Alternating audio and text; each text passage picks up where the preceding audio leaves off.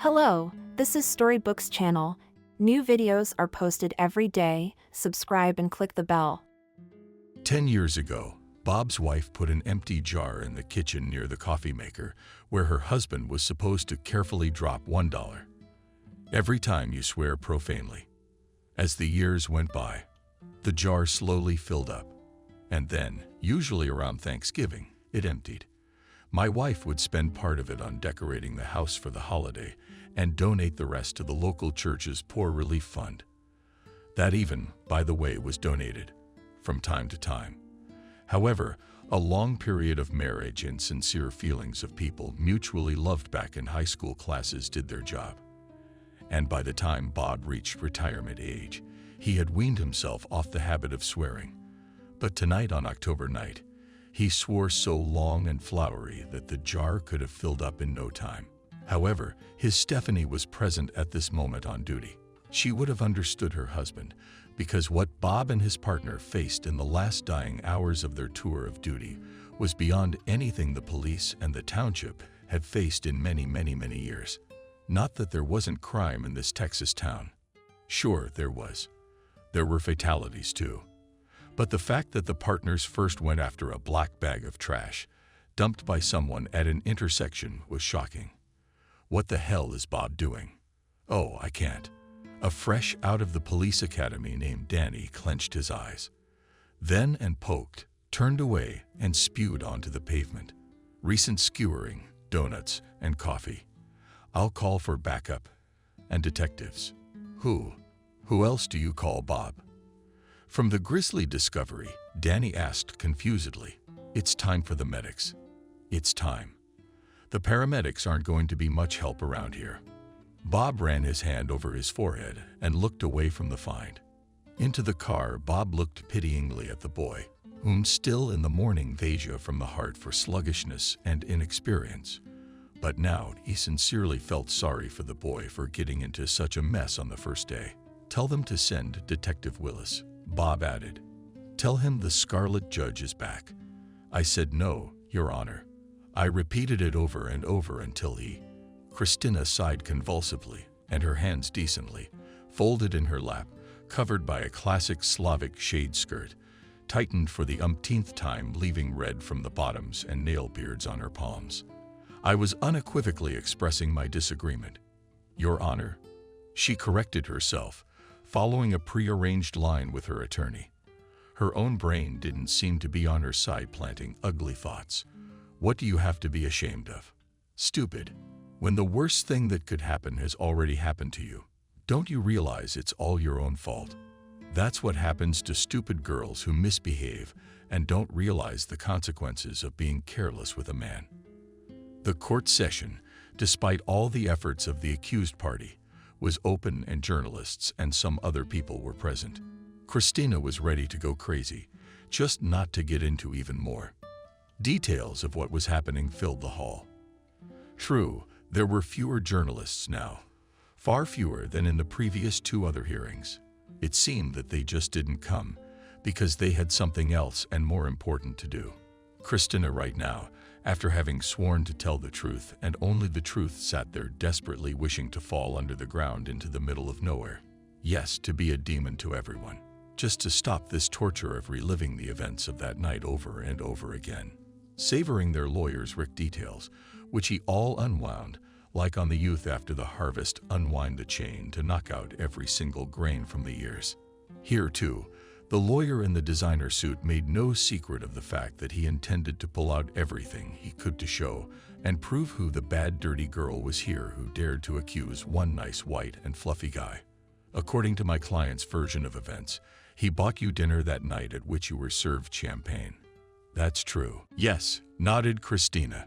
But here's something else that's interesting. The lawyer smirked, sending a glance to the judge. According to the stories of your classmates, dorm mates, you do not drink alcohol. Let me ask you, what made you change your healthy lifestyle that night? Maybe the fact that the bottle of champagne my client ordered cost $1,000. Your Honor, I object. Jane Pierce, the lawyer and attorney representing Christina, darted from her seat. That's a prohibited technique. Your Honor, He's trying to find some ulterior motive in my client's behavior. From what, Ms. Spears? Stuart Dorn grinned. I'm just interested in the details.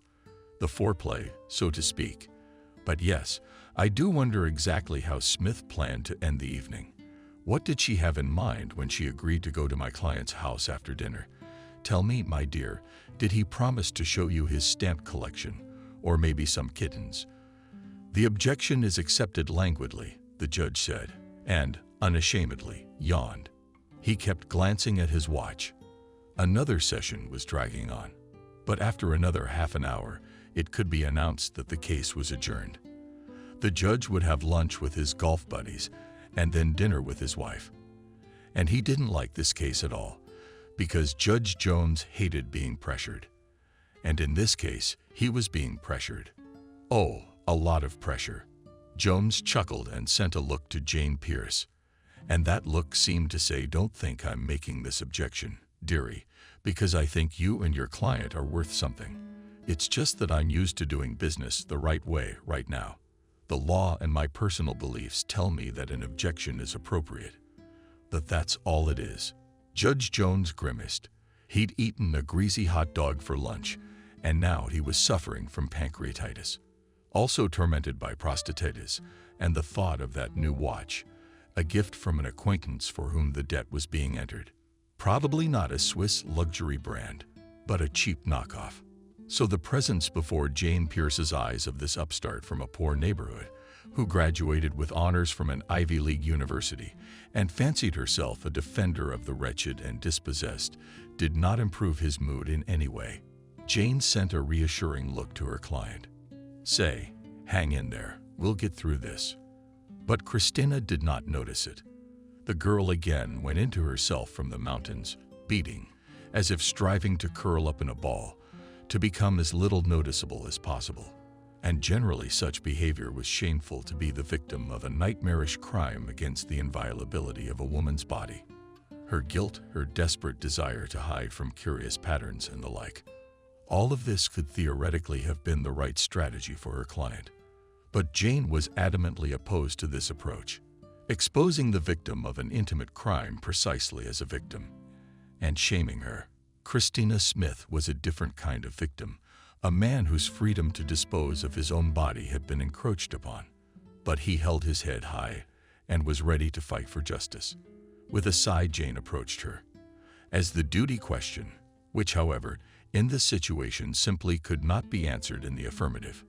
Thank you. I'm fine. Christina turned up her nose and pretended to believe it. The creep will get what he deserves, I promise, Jane said, and smiled cheerfully. There's not much left. The jury is on your side. Christina opened her mouth. She was about to say that she was no longer at all sure that she was not mistaken to be here in the courtroom. She was about to say that she didn't have the strength anymore, but the door to the courtroom suddenly swung open, and in walked the person she least expected to see here. It had all happened about 3 months ago, and at first it didn't seem like a woman's oldest nightmare at all. Christina Smith came here to the United States, Texas, almost 4 years ago, and at that time it seemed to her that she had drawn a lucky and golden ticket of fate. After all, she managed to get a grant to study at a world-renowned university. Could a simple girl dream about it, who a few years ago spent every free moment looking outside the fence of the orphanage and thinking not childishly serious about what awaited her there in the future? Christina had envied all her young little life the children who had been in the orphanage at an age when they simply could not physically remember their family life. She was unlucky. She had been in the orphanage since she was 5 years old. Other kids could dream that one day they would be taken away and have a happy, cozy home, loving mom and dad. Not life, but a holiday where there is a lot of laughter, care, love, comfort, toys, sweets, and fun. Christina could never imagine such a thing. She even seemed a little defective to herself for not being able to picture such marvelous images in her head. Christina was just too painfully aware of what family was like. The stench of overdrinking, with which a small child is sure to get dizzy with cold, clammy, horror, clinging, and little snare body. When mom and dad start fighting among themselves, because it is a sure sign that soon they will start to take out their anger on her caught, as they say, under the hot hand.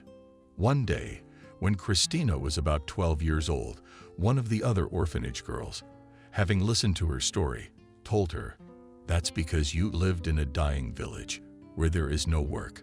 That's why your parents went downhill. That's why they drank. You shouldn't be angry with them. It's better to forgive and love them, because they're still mom and dad. They gave you life." Christina objected to that girl calling her selfish, a callous, heartless person who, out of spite, and apparently deserved everything that happened to him afterward. "I hate it," screamed Christina in hysterics then. And she and that girl squealed and clawed at each other's hair and clothes, rolling around on the gray earth. "Don't you dare say that. I hate them, and I hate you, and I hate my life." The quarrel and the fight happened because Christina was really in that time of childhood full of death, suffering, pain. She didn't understand how the people who were dear to her in the world could betray her, and she didn't believe the excuses because she knew there were other things that happened. And even in the most terrible conditions, people can remain human. She had read about it in books.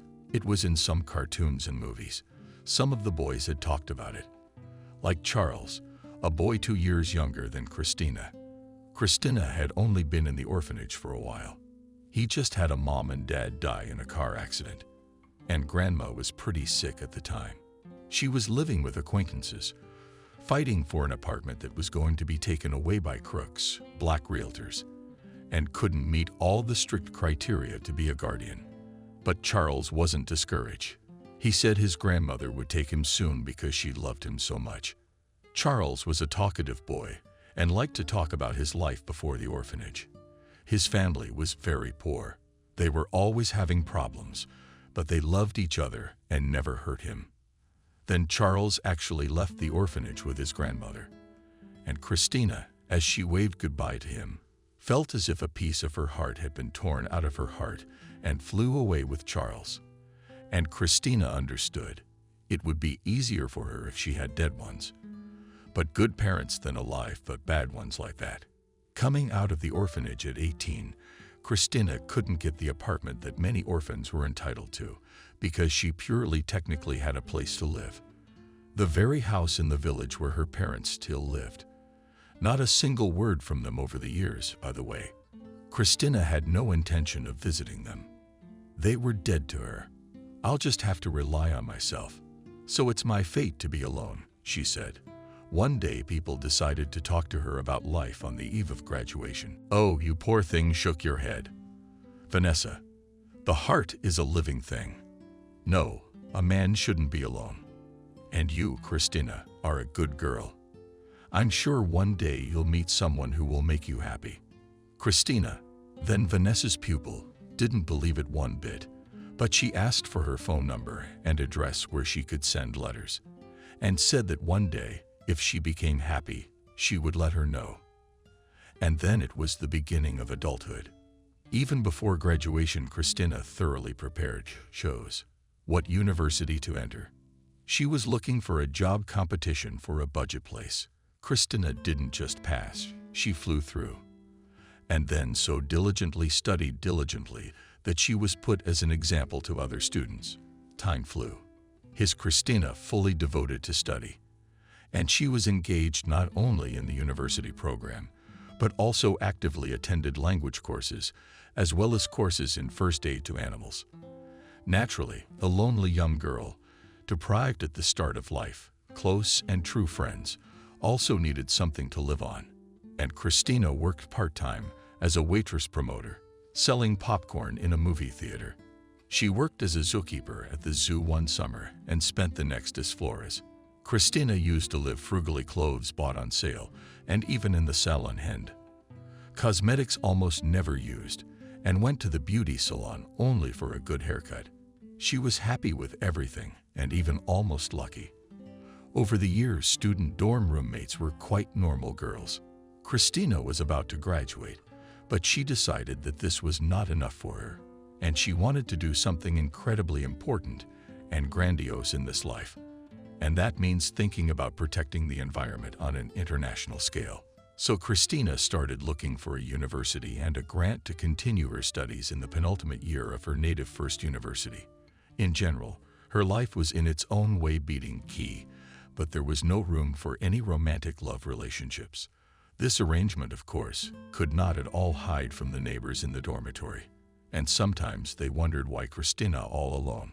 She answered simply that she first wants to think about work, about career, and love. Family and marriage will wait. The 20th century is here, Christina said, smiling.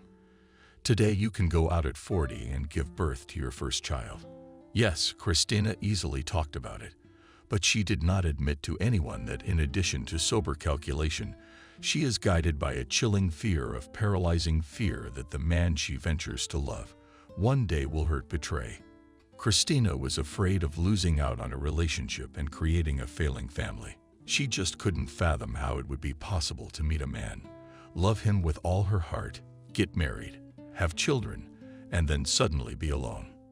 No, not that. It seemed to Christina that she simply could not stand it, and then would not forgive herself for condemning her child to an incomplete family, in which instead of a father, a gloomy ghost that left behind bitter memories.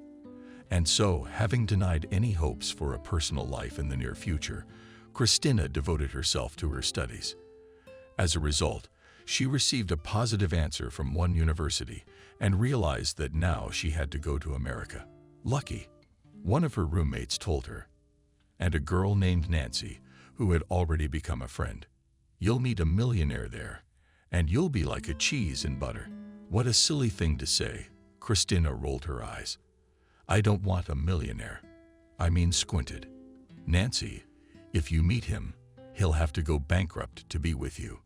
The girls laughed, and Christina explained that no, of course not.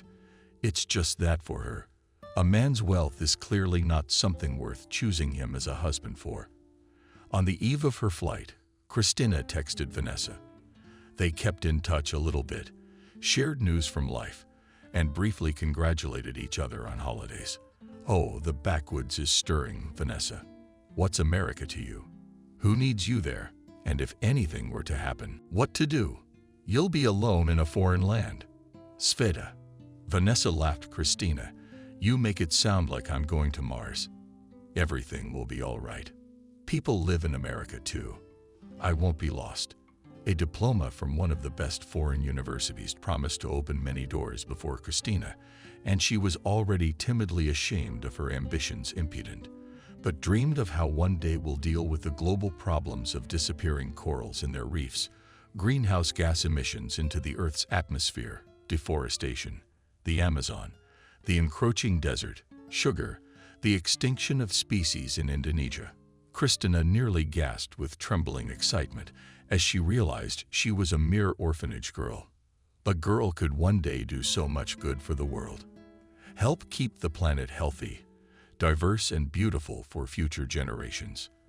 And then there was the hustle and bustle, buying airline tickets, stowing things in their luggage despite living in a dorm, and then a few more months in a rented apartment. It was a lot, and part of Christina just left, gave away to neighbors, and as a gift, having given an announcement on the internet. And then it was a flight to the United States, and only after stepping on the land of this country, Christina really realized how abruptly she changed her life. She even felt a little scared. But then she gave herself an imaginary little slap in the face. It's too late to be sad. Oh, honey, there's no turning back. You've already done it, and you've made up your mind. So now it's just forward.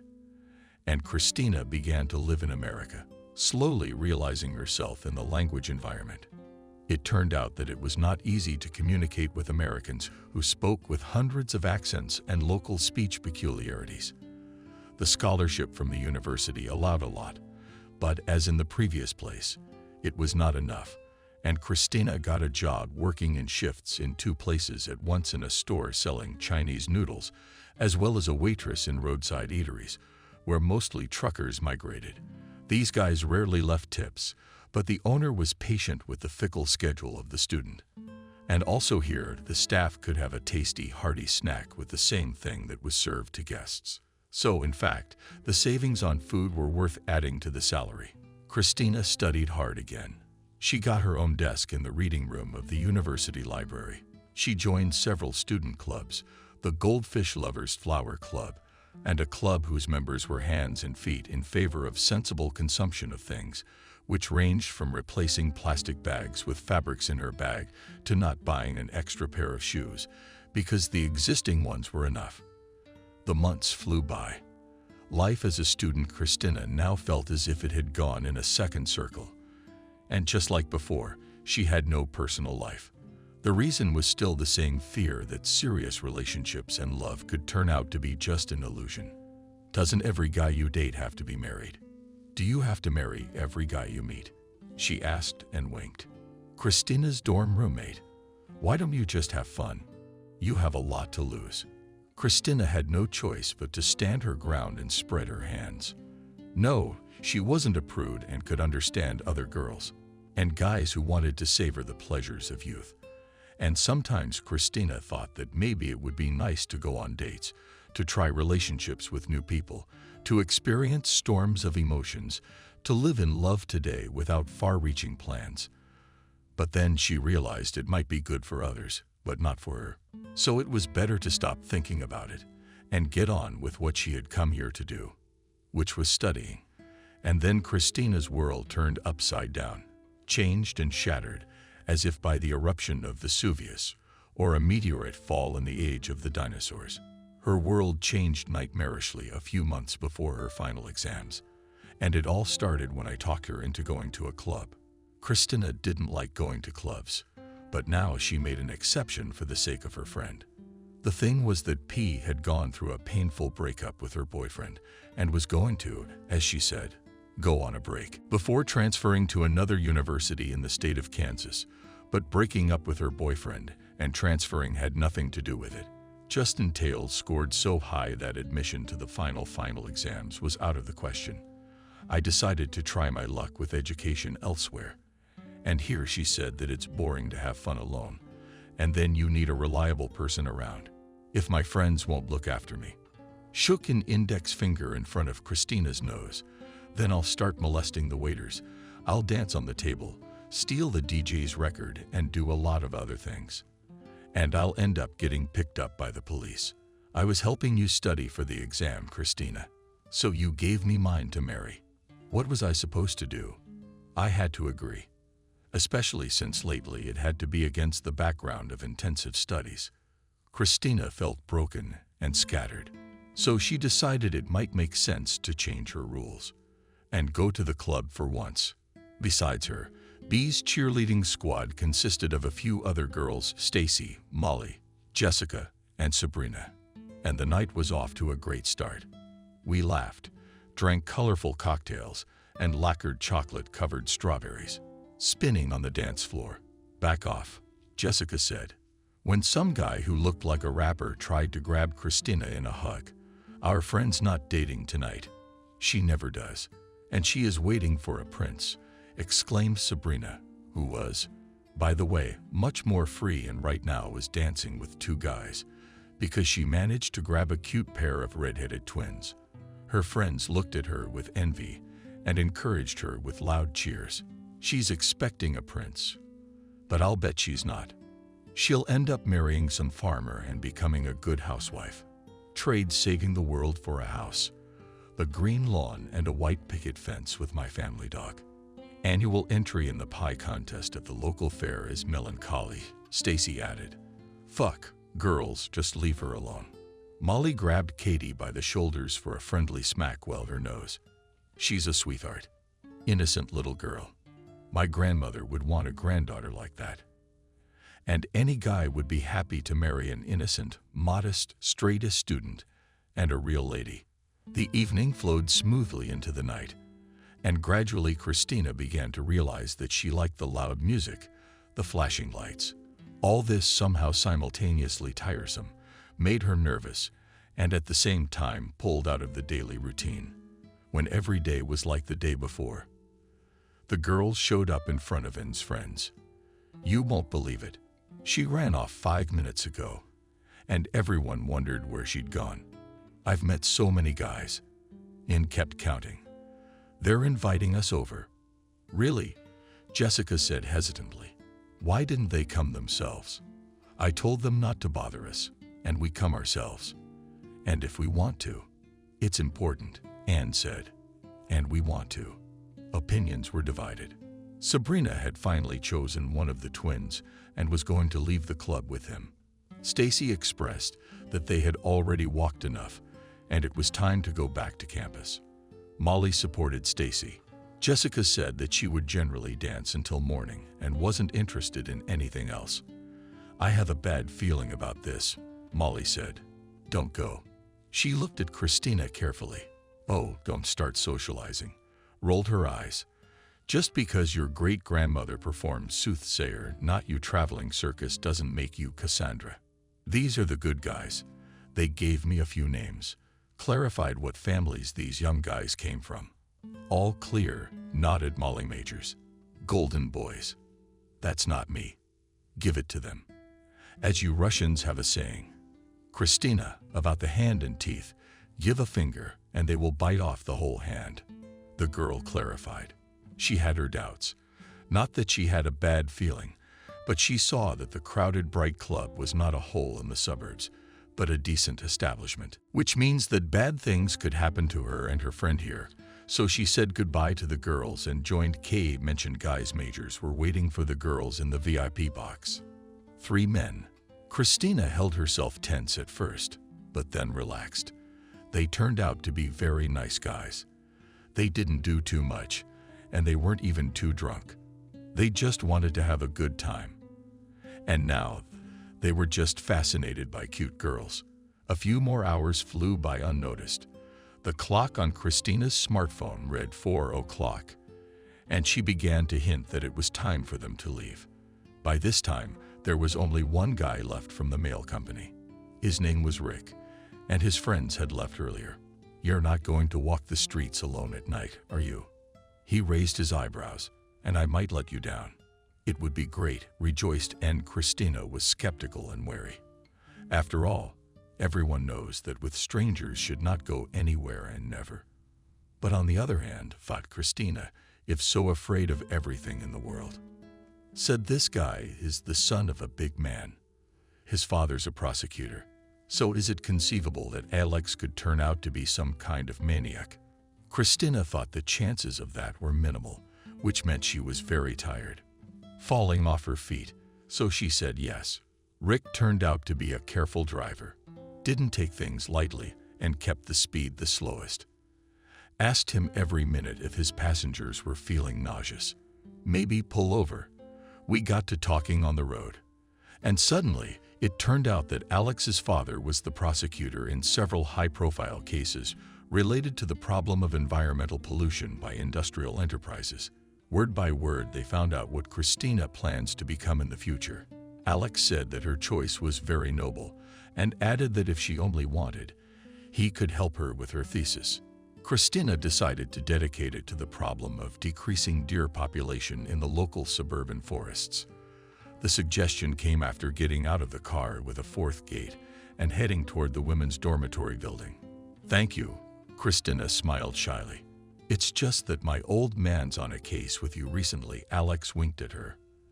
There and about the pollution of the river with emissions from the paint factory and poaching. In general, there is a place to go if you know how to work with facts. There's information that you don't just find out. But he took her hand, as if it was an innocent gesture. But Christina suddenly on the back of Frost and Murakami struck. You. I can give you access to her. Everything will be revealed later. But about 6 months from now, at the last stage of the process, imagine how cool your diploma will be if it contains the latest information, which is not even in all the consecutive journalists. What do you think? Christina hesitated.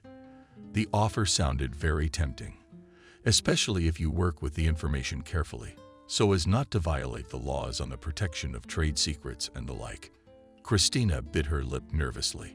It seemed to her that something very important was being decided now, that what she chose now would affect her life in the future. All right, she finally answered. I agree. Rick said that this whole conversation was not for cafes and other public spaces, which meant she'd better come to his place. But first, why not celebrate all this with dinner at a restaurant? She said, Are you a brat? Alex grinned. Don't worry, it's not a date. You're not my type enough for me to want to date you. But I don't agree to lose a great evening by spending it with boring arguments about the nature of good and evil. So here's my proposal. We have dinner at a nice place, chat about anything you want to know, and then we go to my place, and you dig through the papers as much as you want. Would your father mind? Asked Christina, who only now realized that in Alex's interesting and strange at the same time proposals, there was a hint of something not quite legal. Isn't all this information confidential? He certainly has some, Alex answered, but I'm not that generous, and I don't like you that much. No, I'm not suggesting you get involved in the DA's business, that you are so just general information, not exactly secret, but priceless. But in general, my old man doesn't mind you learning a little bit about all this. Really, I wondered. He's one of my good guys, Alex grinned. It's just that he's working really hard on this case. The experts report, questioning the locals and all that, you know. He said as long as you don't dump that information before the trial goes through, he's fine with it. Now Christina was just thrilled. She thanked Alex warmly and said that she would like to talk to his father some more then. Well, maybe later, the man said, and somehow got a little gloomy. You see, my old man is very busy with all this prosecutor stuff. He's got his days packed to the minute. Maybe sometime later. But for now, what? What do you want? Not enough of what I'm offering. Christina had a lot to offer, and she finally said yes. It was agreed that Alex would pick her up next Friday and then the next few days. Christina mentally returned to their conversation more than once and thought about how bizarre human fate could be. It turned out that Rick was not 100% American. His grandparents moved to the U.S. from the Soviet Union in the 1970s. They had a son, Sebastian, who later became a federal prosecutor and father. Christina said nothing to her friend about her plans to meet Rick. She decided that it would be better. It would be such a cool surprise, as she managed to write an excellent diploma, which really can be proud. And so on Friday night, she was ready. And although it was not a date, Christina decided that it would be more appropriate to wear not jeans, became a stack, that is, her favorite clothes, and a little black dress. It was bought at another sale on insistently mossoed. Yes, so and hung idle, and even still with all the store's squirrels. Loafer shoes, black stockings, a little mascara, lip gloss, and a drop of perfume. Alex picked her up as agreed at 8 o'clock, and while his red sports car raced through the evening city, they talked about nothing. And then there was a cozy restaurant with velvet curtains, live music, and exorbitant prices. Christina was indignant at the menu. But Alex, waving his hand, said that for him it was just trifles. And let's not talk about business. The guy rolled his eyes. My father always talks about business at the table. That's why he got gastritis. Christina agreed, and again, they talked about nothing. Alex joked a lot, including vulgar jokes, and poured more champagne into his and her glass. Christina, however, refused, but he insisted, saying that if she didn't drink, she would definitely spoil his evening. By the time dessert was served, Christina, this evening didn't seem so pleasant anymore. But then again, don't be an imaginative fool, she told herself. What could you possibly face in the house of a man like a federal prosecutor? And so, when Alex opened the door of the mansion in front of her, she crossed its threshold, ignoring the rotten flower blooming somewhere in her stomach, a very, very bad feeling. The dawn of a new day found Jane Pierce jogging in the city park. Her chest was filled with fresh and cool air, and a frequent but measured breath escaped her lips. Streaks of steam, and her muscles felt pleasantly washed, as they always did at the beginning of a workout. If you'd let yourself idle for a whole week before that, lying on a beach in the Caribbean and spoiling yourself beyond measure with brownies. But on the other hand, Jane deliberately allowed herself this weakness. After all, she had finally made partner in the firm to which she had devoted 10 years of her career. Yes, it's a good life, Jane thought, grinning. In the distant past remained a poor childhood in a neighborhood that was insultingly nicknamed the Black Ghetto. Years of austerity are behind her as the oldest, helping her mother raise her 3 younger brothers and 2 sisters. Today, she's a successful attorney with her schedule jam-packed a year in advance. And thanks to her promotion to full partner, she'll also have her own office where she can hang all her diplomas in a frame. So purely for fun and bragging. But Jane was even more pleased today that her successful career had not forced her to give up her free internship. In general, she had been told more than once that she was wasting her highly paid hours on scum, people who were clearly to blame for getting into trouble in the first place. But Jane couldn't help herself, and for more than 8 years now, she has found time to help those in difficult situations, no matter how busy her work schedule. Domestic violence and cases against corporations whose activities literally poison the lives of provincial towns. Racism and medical malpractice, wrongful terminations, and internet bullying. Jane was not afraid to take on the most unconventional and ambiguous, and at first glance, absolutely hopeless cases. But right now she was dedicating this morning to herself. Just her deserted for 6 o'clock park, flexing rhythm, working at the limit of her heart and music in tiny headphones. Wisps of fog were settling in from the river running through the park. And so Jane didn't see her at once, but ran right up to her, saw her and slowed down. And then her eyes rounded in horror. The girl on the bench was exactly like a stricken bird, hands convulsively hugging herself to her shoulders, knees in drab stockings, tightly clenched. The body shook with a coarse tremor. Face whiter than chalk, red and wet with tears smeared in makeup. Oh no, Jane exhaled. Which brings me to what seems to have happened here. Honey, what's your name? Taking out and tucking her headphones into her show bag, she took a step toward her. Honey, don't be afraid. I'll help you. What's your name? The girl on the bench looked up with piercing blue homeless eyes. They were empty and painful. What happened over the next few weeks merged for Christina into a madhouse of poverty of soul and the fog in which she seemed to wander everything. It was only a sudden outstretched helping hand that gave her hope that she wouldn't stay in it forever. Never before in Christina's life had there been such a person as Jane Pierce. Her attention and care surrounded Christina with a warm, safe cocaine. It was Jane who insisted on going to the police immediately. She did not leave Christina either in the detective's office where the girl threw muffled sobs for which there seemed to be no tears left, nor in the clinic where she underwent the specific examinations necessary to prosecute the case. Jane followed Christina everywhere, what is called tail. And later, looking back, Christina realized that if Jane actively pitied her, tried to console her, somehow to calm her down and convince her that life goes on, and everything will be fine, she would not have been able to stand it. She would have rejected all help, and there is no telling what would have happened then. But Jane Pierce was not like that. She only once expressed sympathy and pity while riding in a cab to the police station.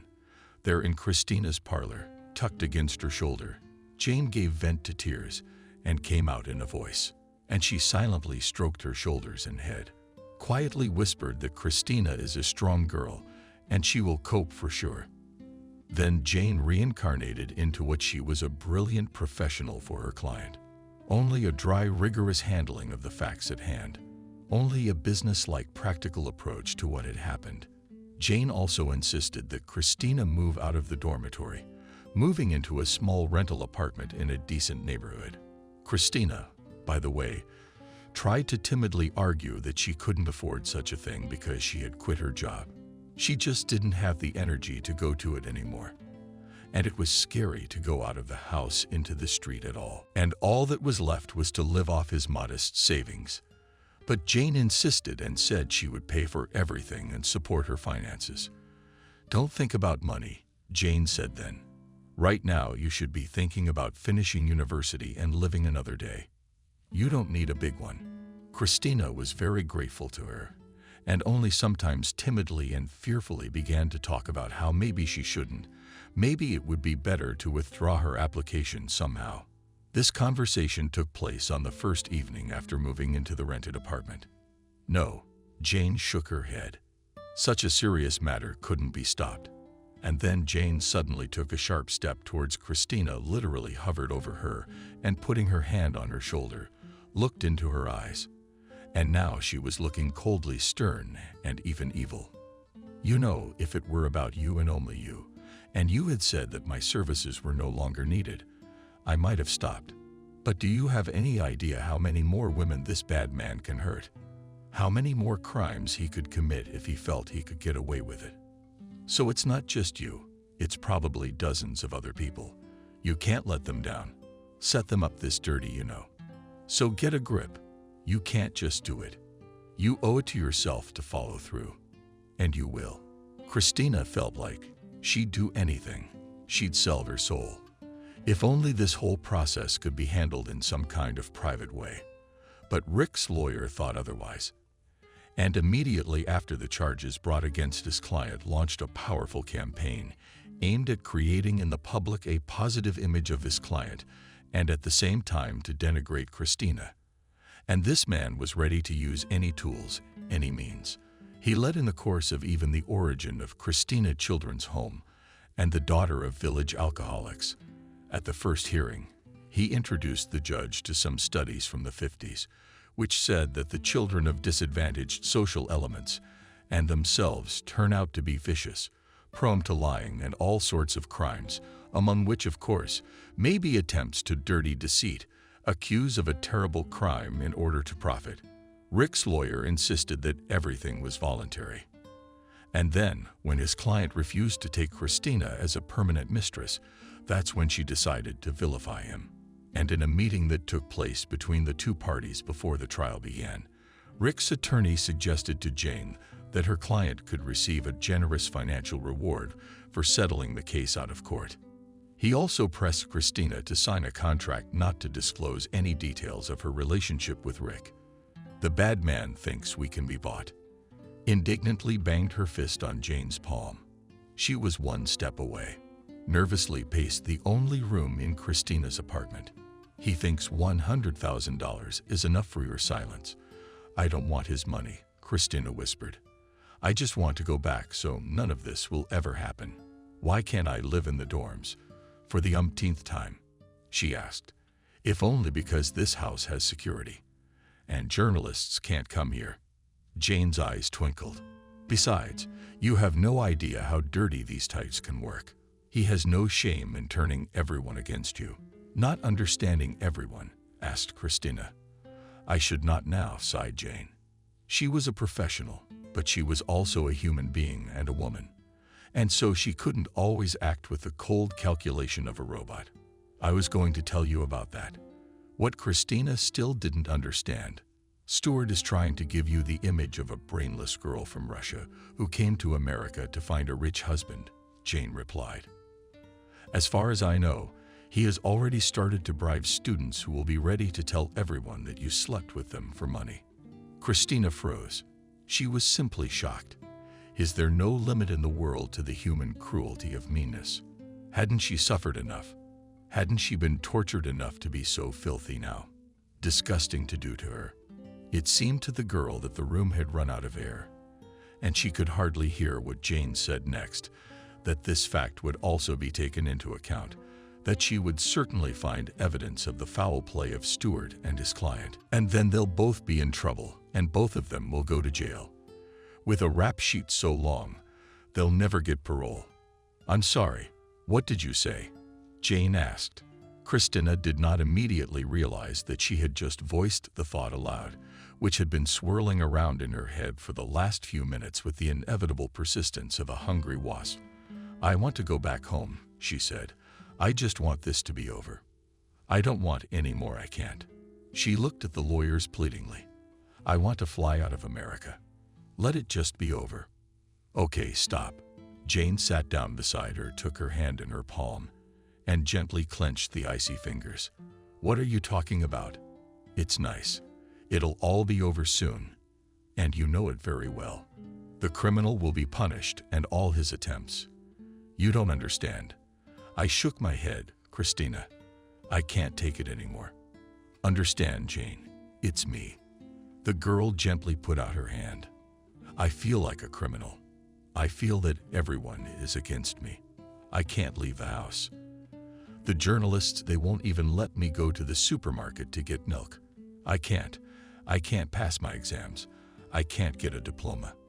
That, and I don't need this colorless voice. Christina exhaled. Damn it all to hell. I don't need this stupid university. Okay, I hear you, said Jane. Your condition, it's natural for no. Almost screamed Christina. You don't understand. I can't take it all anymore. I no longer feel that my life belongs to me. Everything has been taken away from me. I no longer feel like myself. What he did was he flailed his arms helplessly as if my heart had been ripped out of my soul or something. I can't explain it, but I think I really should leave, fly back. I've already got 1 degree. I'm gonna go to work. And you believe that in time you can forget to cross that chapter out of your life. Interrupted, continuing for her, Jane. I think you also wanted to say that I don't understand you because it's not me, because the abuse didn't happen to me. And, you're right. It's impossible for anyone to say that he or she understands a woman who's been through an experience like that. It's unique, nightmarishly unique to each case.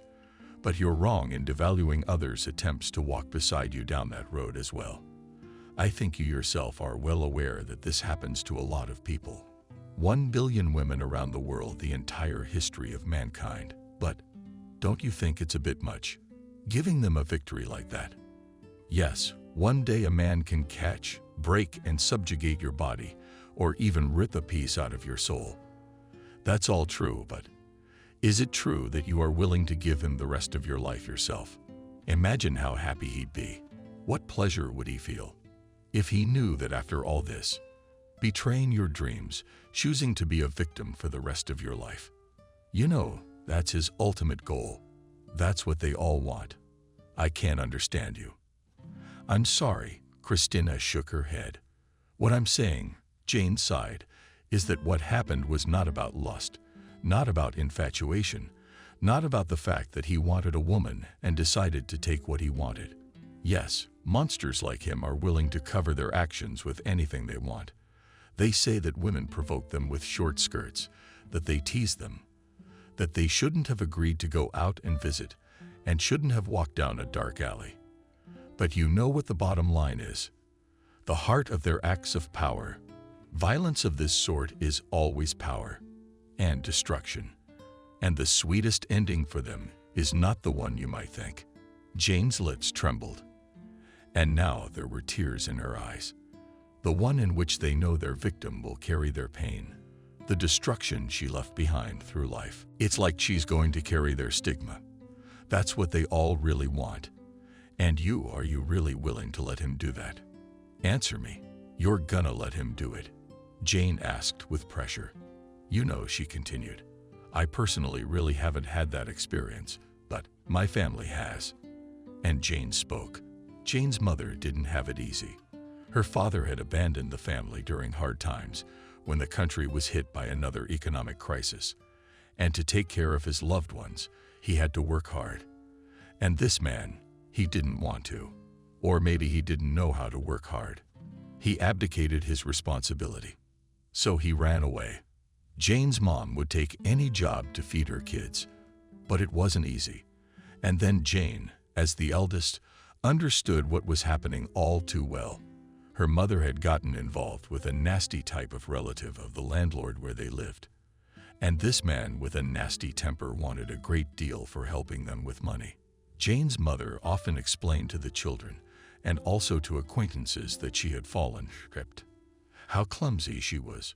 But Jane, who was 14 at the time, understood that in fact the type just likes to beat her mom, and she tolerates, as long as her kids weren't missing. But then one day, mom wasn't home. Jane's siblings were playing in the yard. That day, Cecilia, a distant relative, came to visit them. She was a cheerful, kind 18-year-old doll with skin the color of white wood. She was also from a poor family, but she knew how to generously share the last of her money with those in need. And now she'd come for a reason, bringing a pile of groceries and preparing her grandmother's first pie recipe with chicken and dried fruit. Jane was in the next room, studying for exams. She would have been happy to help, but she was a perfect stretch in the kitchen, so Cecilia put her out. There the door opened. Voices were heard. Jane W. dropped her head alertly to the voice of Frank, her mother's roommate. She recognized him. He'd had a spare set of keys for a long time and would drop in any time without asking, often drunk. But who had come with him? From the kitchen came Cecilia's shout. Jane sprang from the room, and, before her eyes like a scarlet veil, everything became clouded when she saw the unfamiliar type grabbing omnipotence piled on and seemed to be trying to strangle chuckling. The bread came from a bottle of beer. So Hank, show the little shit how to obey her elders. Jane screamed with rage and lashed out at her friend. It was the frying pan test story all over again. She fought desperately and soon gave out, occupying in her hands tears on her dress. Cecilia hid behind her shoulder. Get out of here. Jane swung at the men. For meat, her mother's roommate and his boyfriend laughed no more, and they barreled away muttering curses under their noses. It's okay. Jane turned to Cecilia and hugged her tightly. It's all right. He won't hurt you again. But she was wrong. 2 days later, the police found Cecilia's body with signs of abuse. They said she had been dragged into a car and then thrown off a bridge into the river after all. The police said they were unlikely to find who did it. It was Frank. He did it. Jane blamed the man who was to her the most obvious and only suspect. But her mom didn't believe her and even slapped her daughter across the face for the first time. Ordered her to shut up and not talk nonsense. Later, Jane realized. Her mother was afraid of her roommate and his buddy, but she also seemed to be seriously afraid for her children, and soon broke up with the man. And Frank Jane, more than once, as she walked down their street, met him and caught his triumphant mocking glances, and how she wished she could claw at his throat and send him from the same place from which they had thrown the poor, pure nobody to harm Cecilia, who had done no harm and deserved no such fate. And then it happened. The Scarlet Judge came for Frank. It had been the talk of the town and the state for years. Journalists had been savoring the details, and the public had been hungry for them. And the judge was no ordinary run-of-the-mill maniac. Oh no, he was someone who was very selective. His victims were always men who were accused of abuse. Sometimes the judge catches up with those who've just been tried.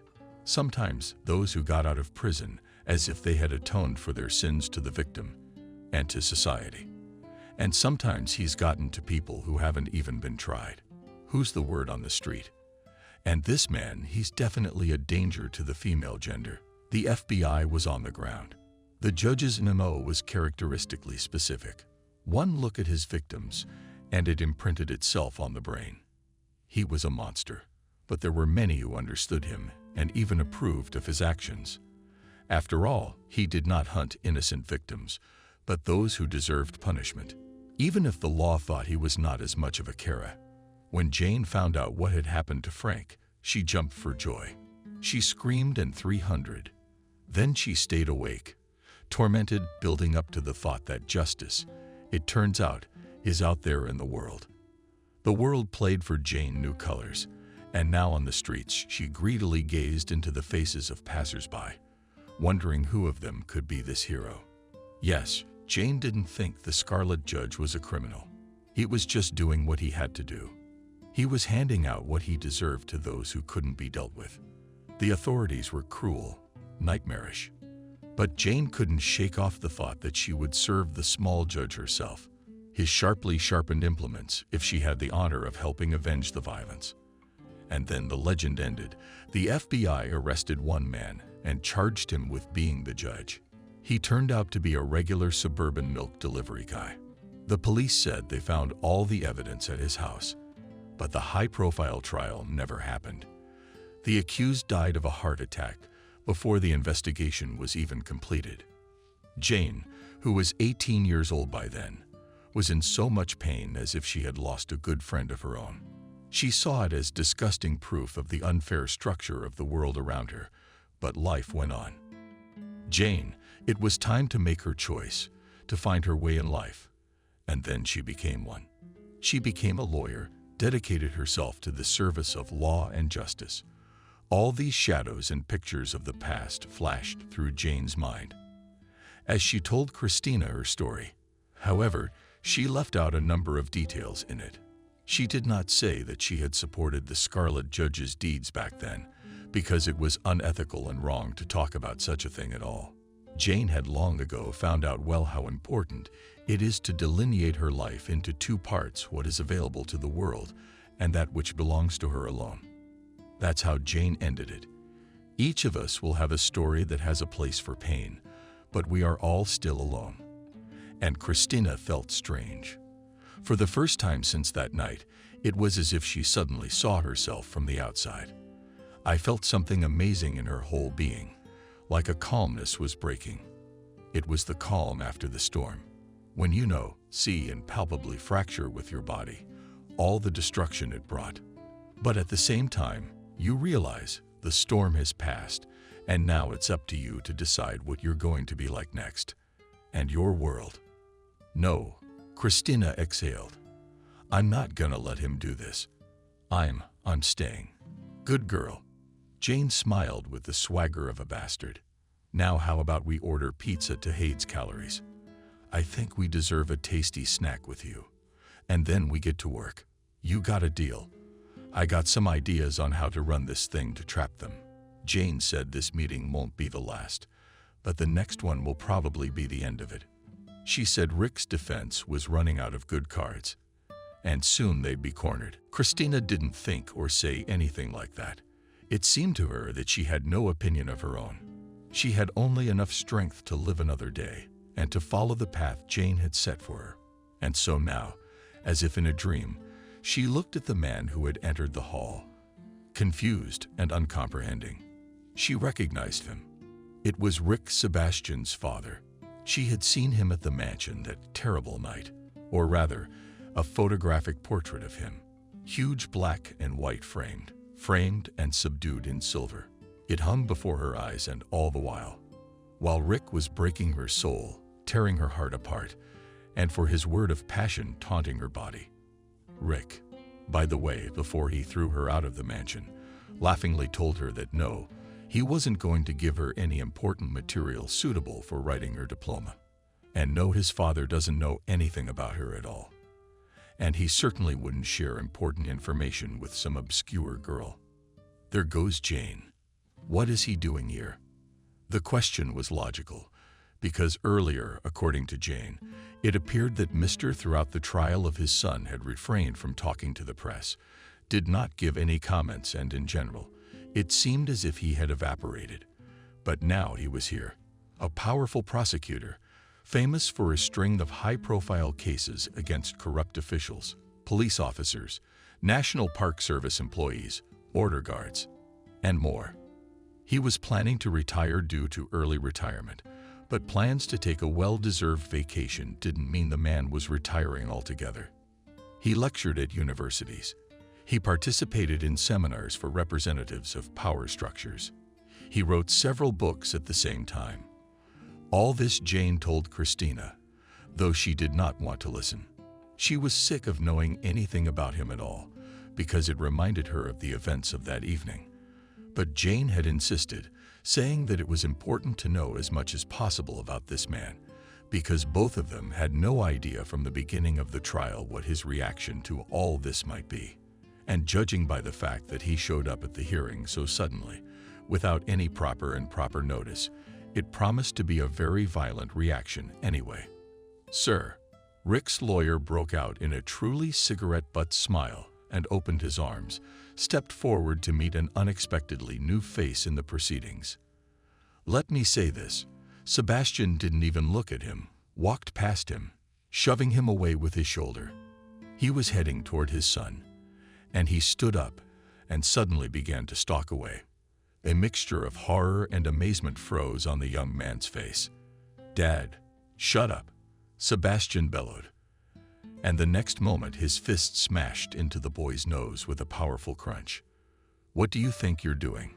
screamed, jumping up from his seat. "Stop that guard at once. What are you standing there for?" Couple of guards, tough guys with clubs. And not only did they look at each other, but they didn't move. They just knew who was here.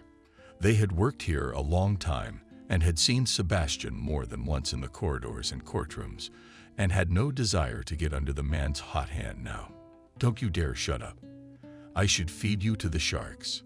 Sebastian grabbed the man by the scruff of his neck and pulled him to him and threw another punch, this time in the ear, and then squeamishly pushed him away from him like that. So the guy went flying across a couple chairs and howled in pain, collapsed to the floor. By what right? The judge started in, but Sebastian glared at him so hard that he could do it immediately. "You may consider that I came and took the word to which I, as his father and a federal prosecutor, might have had a right," Sebastian muttered. "Mr. Jones, you are dismissed from this case and are no longer performing your duties," he said, leaving his index finger on him. "Sebastian, I should have dealt with you sooner, but now Arnold's gonna finish the job." That judge is rounding my eyes. Arnold Gray got an arrest warrant, and he got a nasty smile. "Sebastian, you're charging him. However, I'll leave it to you to read the list of charges to him. But you will no longer conduct business as you used to with bribes and biased personal attitudes toward the defendants."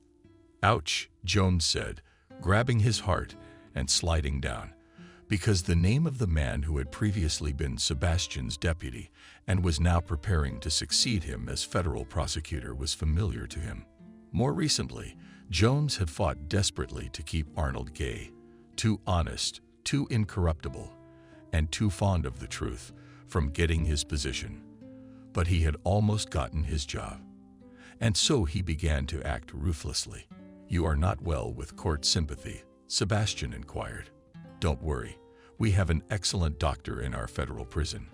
Where's Gray?" he added, looking at his wristwatch. "He's running late." No. There he was," Sebastian said with his last words, greeting the people who came through the open door. We could see a man in a strict gray suit and several policemen.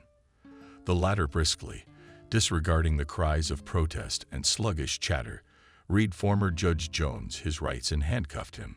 "We're replacing the judge," said Jane Christina, who could barely understand what was going on.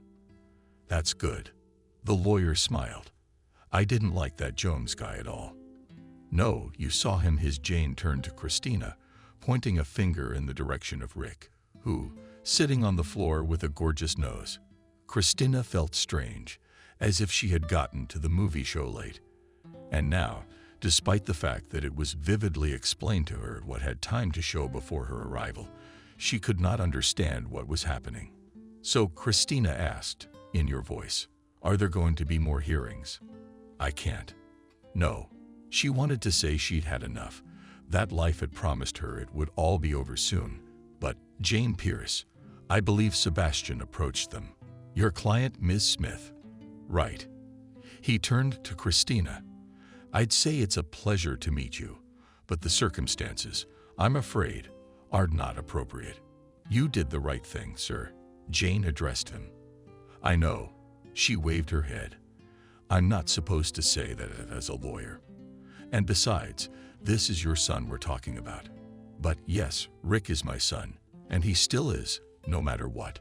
Sebastian said thoughtfully, "I've heard a lot about you, and Spears speaks favorably of you in many different circles. That we are a son." Sebastian looked at Alex for a moment. "This came as a shock to me. I certainly made mistakes in his upbringing, but I didn't think that my son would turn out to be a criminal. However, I think you'd better hear it from me. The trial will have to be postponed indefinitely." That Christina felt as if she were about to faint. What would she ask in the tone of an uncomprehending Jane? "What I am about to tell you is strictly confidential. and must remain between us. Sebastian's voice sounded cold and steel shone in his gaze. I am currently working on placing my son in a federal program to protect potential victims of particularly dangerous criminals, which would require him to, shall we say, disappear indefinitely. Sir, Jane sighed convulsively. I'm afraid I don't understand. And your son can't disappear anywhere. He must answer.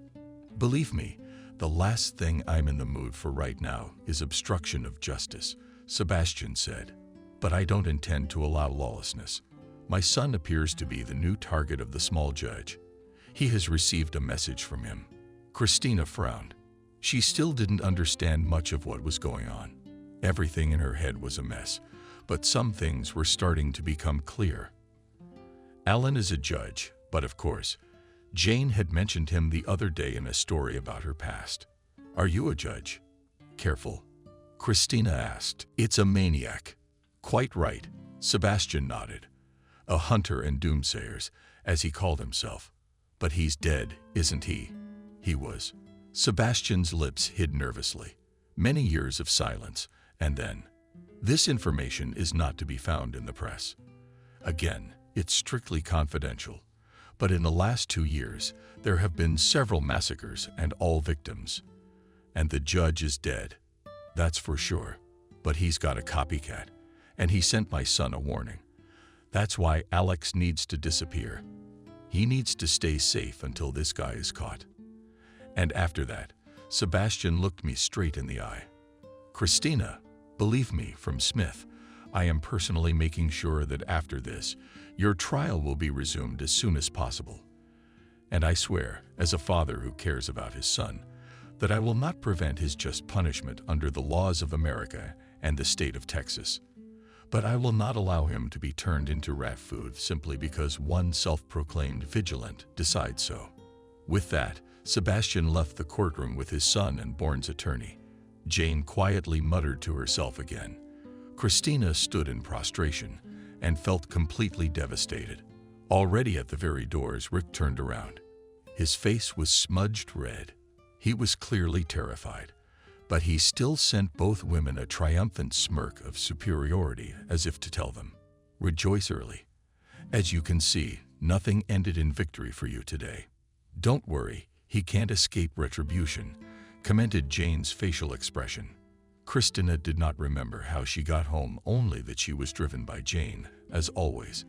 And there the girl collapsed, not even afraid, on the couch, and closed her eyes and fell into a semblance of heavy sleep. When she opened her eyes, a hazy light was shining outside the windows, and she thought she must have slept through the evening, but it turned out to be until the next morning.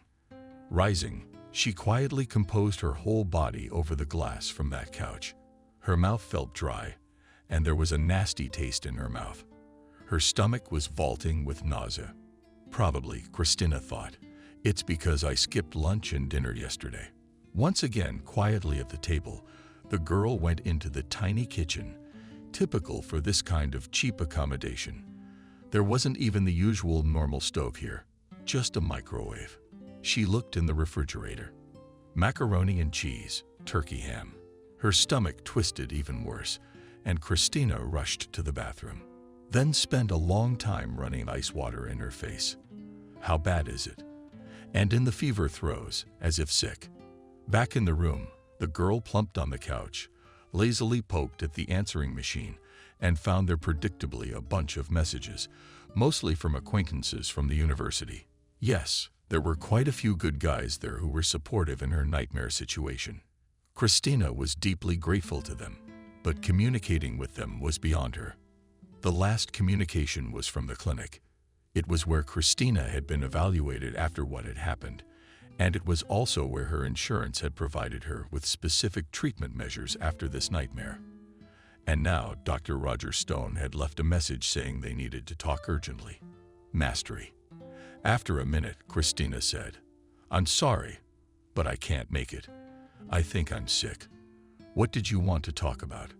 Roger replied that it was about the latest tests they had taken from him about a week ago.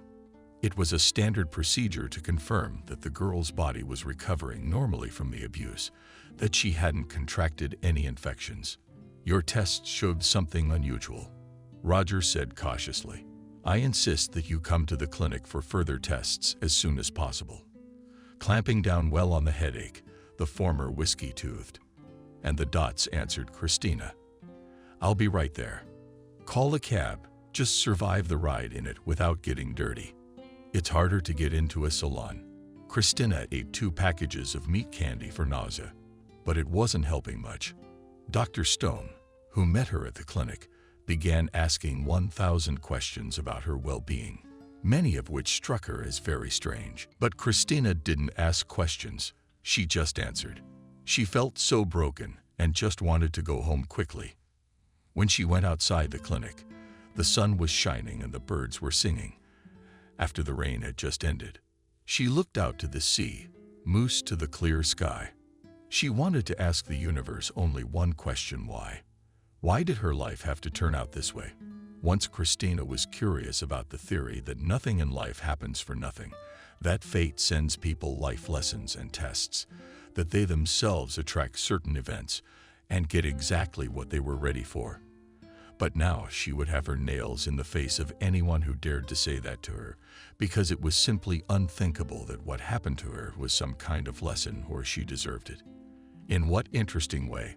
Sucking in air convulsively. Christina, careful, as if there might be a bite back there, put a hand to her stomach. Dr. Stone said that, unfortunately, even the drugs that women take in an emergency to prevent unwanted pregnancies have a certain, or rather literally 1% risk. They may not work. And that's when Christina chuckled bitterly. She was back in the story. She was in that 1% of women who do get pregnant, even though they did everything they could to keep it from happening. That was the reason the tests were hinting at pregnancy. Dr. Stone had asked her to come in. Christina had just spoken to him, as well as 2 other doctors and the clinic staff psychologist. She was offered a sedative, but she refused. As if that would do her any good. Roger laid out all the options for fixing the problem. Apparently, it didn't occur to him that a woman could make a decision other than that. But Christina didn't. She was shocked, horrified, and generally thought she was dreaming and seeing a nightmare. When she was told she was pregnant, but she also suddenly realized that she couldn't so easily get rid of what was inside her. Dr. Stone and his colleagues convinced her that it was not yet a person, but just a collection of cells, and that this procedure, due to the cause of the pregnancy, violence could, under state law, be performed at a much later date. They convinced Christina that she should go to the clinic right away, but she said she needed to think about it. She waved off the psychologist who seemed, with eyes burning with faith in her truth, intent on changing her mind right now. But Christina, she really needed to think about this and the fact that she was now carrying a baby child under her heart. And he's this tiny creature. He's already alive. And he's not guilty of anything. It was strange, but it was thinking about him that helped. Christina right now decided not to take a cab home, but to take a little walk first, and then maybe even go somewhere for a cup of coffee. And then she has to eat. Yeah. Now she has to eat, thought girl. Even for 2, she smiled. And then she thought, she'll come home. But first a little walk, she deserved it.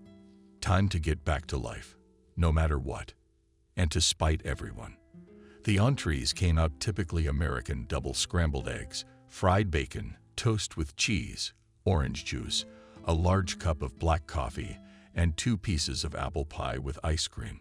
After the cafe, Christina was just walking down the street climbing around, and she suddenly felt so easy, like she was back in the past, when she had come to the U.S. as an even younger and more naive girl, believing that she had drawn the golden ticket of destiny and everything would be fine for her. Mrs. Smith. Christina sighed. Her name had been changed in America. The last name was often mispronounced. But was it really that hard to memorize? She was getting used to it, though. I'm sorry, we've met.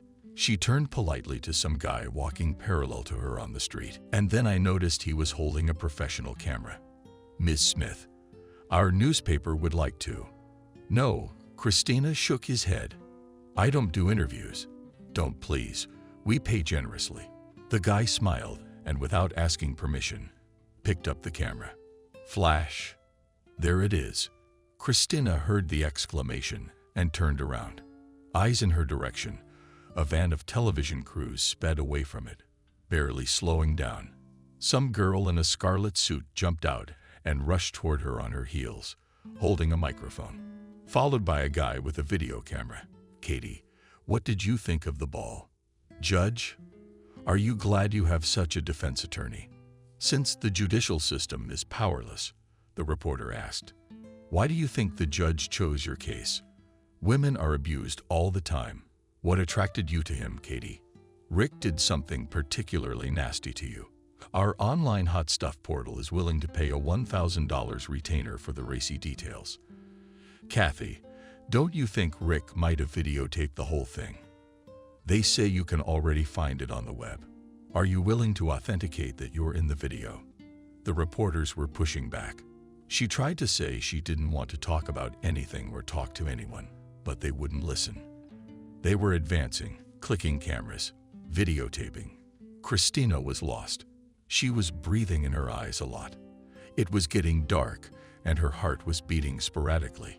Leave me alone, she exclaimed and flung herself to run down the street. Faster, even faster. Someone seemed to be chasing her. She turned around. Yes, she did. Christina ran out into another street. It's gone. No. A TV van came around the corner from Chelsea. Toward her, by the way, despite the red light. Christina looked around for poison. It's a long way to the subway. You can't catch a cab at rush hour. Journalists. They are not ravenous wolves. But from their intrusive attention she was covered with panic, and it seemed for some reason that something might happen to the child. Katie, how would you comment on the adjournment of the trial? You know why Sebastian is here now. Christina darted sideways through the door of the first convenience store she saw. She slammed their windows shut or hung from the top of a tiny bell, returning the owners of the place about new customers. Christina looked around. It was some kind of gardening store. Forward, stretching out were racks of seedlings and potted plants. Against the wall loomed inventory and bags of fertilizer containers. Christina was offering candy when she realized that one of the journalists was coming right this way, camera at the ready to pour in unceremoniously with questions. Christina started sobbing hysterically. You're okay. Is something wrong? There was a voice over her shoulder, and she jumped. Her nerves were shot. I'm sorry, I didn't mean to scare you. I smiled guiltily at the strange guy. Definitely not a journalist, Christina thought. No camera, and he didn't seem dangerous. A simple guy, about 25 years old, blonde hair, dressed in scarlet jeans, a white t-shirt, and over it, a plaid shirt on his feet, cowboy boots. Only thing missing is a hat to match them. No, I'm not. Honestly, answered Christina with excitement, not even realizing that she had switched from English to her native Russian. Please, there's a back door. No need. She didn't have time to finish. Two journalists flew into the store. Stop. The guy in the plaid shirt was between them in a flash, and Christina blocked her. This is private property. What do you want? Christina felt more small and defenseless than ever. With awe and delight, she watched the guy tell the reporters to turn off the cameras. Just then, another man came up, a tall, red-haired, bearded man who looked like a grizzly, and introducing himself as the owner of the store, threatened the press with the police and trouble. In fact, if they don't get out now. Thank you. Christina exhaled. She almost slid down the wall. Her knees went weak. She was shaking. The owner of the store, his name was Jim, took her into the back room and gave her coffee, sandwiches, Estonians, mumbled that when you're stressed, the first thing to do is raise your glucose and fuel your body with protein. The guy in the plaid shirt introduced himself as Kevin. Yeah, he turned out to be Russian, and it made Christina feel even better. She had not talked to her compatriots for a long time from the easy conversation of the small company. It turned out that Kevin came to the U.S. for 3 months to get acquainted with the achievements of local agriculture and buy some equipment and other things, because he owns a farm back home in Russia. And now sometimes he travels around the world, adopting positive experience and innovations useful for other farmers. I don't know what attracted them so much. Jim grinned. Are you a pop star by any chance? No. Christina shook her head and thought that she would have burned with shame if these people had known what she was, so to speak, famous for in the press a few months ago. Journalists. They're like that too. Jim scratched his beard thoughtfully. Hey, Kevin, you could use a ride home. I think I got a hunch those jackals might be circling around here somewhere. Take the back door. We have our own parking lot, he explained to Christina. That way you can get home safely. Thank you. Christina agreed. Before she left, Jim handed her a pot of indoor violets just for her pretty eyes. And to keep smiling, laughing more often, he said. Christina gratefully accepted the gift. Kevin drove carefully and kept out of the conversation. But the conversation did get going. He was 30 years old. He was born and grew up in the Urals. And there also lived, and now there is a mom and dad, and also 2 younger sisters, and the whole family lives together and help run the farming business. Christina told us a little bit about herself. Naturally, bypassed all the tragic events of the last few days. Well, here we are. Kevin smiled. Have a good evening. He waved goodbye and left. He's a nice guy, I guess, Christina thought as she looked at his car. Interesting. She sighed sadly, thinking that if her life hadn't been so tragic, who knew, maybe she would have been happy to meet a guy like that. For some reason, she thought Kevin was a good man. It was getting dark. The streetlights were on. Christina headed towards her house. It was strange, but for some reason she felt better at the end of the day than she had at the beginning, despite everything she'd learned, despite everything that had happened. It's okay, Christina thought. She just needed to rest now, get a good night's sleep, and then she will definitely think about everything and make the right decision about everything. That's it. It's time to go home. It was not far away. All she had to do was pass an alley with 3 turns, passing by an abandoned old movie theater building and a social high-rise. It was always so dark and gloomy and deafening. It was full of trash cans that no one was in a hurry to clean up. Sometimes you could even find homeless people here. And on the sides of the buildings that formed the alley, the fire escape ladders had changed. But hello, a painfully familiar voice made me stop. My feet felt like they sank into concrete. There was a buzzing in her head. Christina slowly turned her head. It was him, Rick. What do you need? She asked. Instinctively, she took a step back. You know, when this whole thing first started, I thought it would be easy with you, he said, and took a step toward her. I thought all I had to do was give you money. People like you always shut their mouths, but it's only worth it to give them a few 1,000. He smirked and gave her a special look, closed his mouth and ready to spread his legs. But that's not what you turned out to be. A pretty, proper girl, pure and innocent. You know what's rare today at your age? Yeah, among students. You know, I wouldn't mind paying you more, but you're a stubborn little Russian vixen. Do you have nice hair? He grinned and licked his lips. So red. You're all beautiful, juicy sweetness. Tell me, how much money did you want? 100,000 isn't enough, yes. He doesn't want your money. Christina spit it out. She took offense. But why is there not a soul on the street today? Yeah, it's weird. Rick tilted his head to the side. So you're really offended? Well, can I understand that? But you know what I can't understand? That you haven't realized you don't want to mess with people like me. You think my father's gonna let me go to jail. Your father hit you in front of everyone, Christina said, and hopefully added more afterward. Yeah, that's my old man, Rick chuckled. Thinks you have to live by some kind of rules, and there shouldn't be any for people like us, the upper class. I've done what I want all my life. And you little shit don't win this case, I will. Christina lifted his chin. Fear was there, but it was overshadowed by rage. You think this is easy for me? You think I'm not ashamed that so many people know about all the dirt you've done to me? You know, 100 times I wanted to stop it all. Just run away and forget it. But then I realized no, it's wrong, because you're gonna hurt someone else, and someone has to stop you. What else? Christina didn't finish.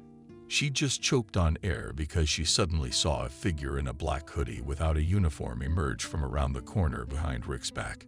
His head was hidden under a hood, and instead of a face, a scarlet mask of a repentant demon face. Rick from behind exclaimed Christina. It came out so instinctively that the guy was surprised, but didn't look back. You're totally sick. He twisted his finger at his temple. What's behind you? There's someone in a mask. Laughter. Alex, tell me the Scarlet Judge is here for me. Christina didn't know exactly what the legendary maniac was supposed to look like, or his, as Sebastian warned, imitators, but something told her it was him. Dad's out of his mind. Alex chuckled. He thinks I'm going to run around cowardly, hiding in the middle of nowhere. It's all journalistic nonsense.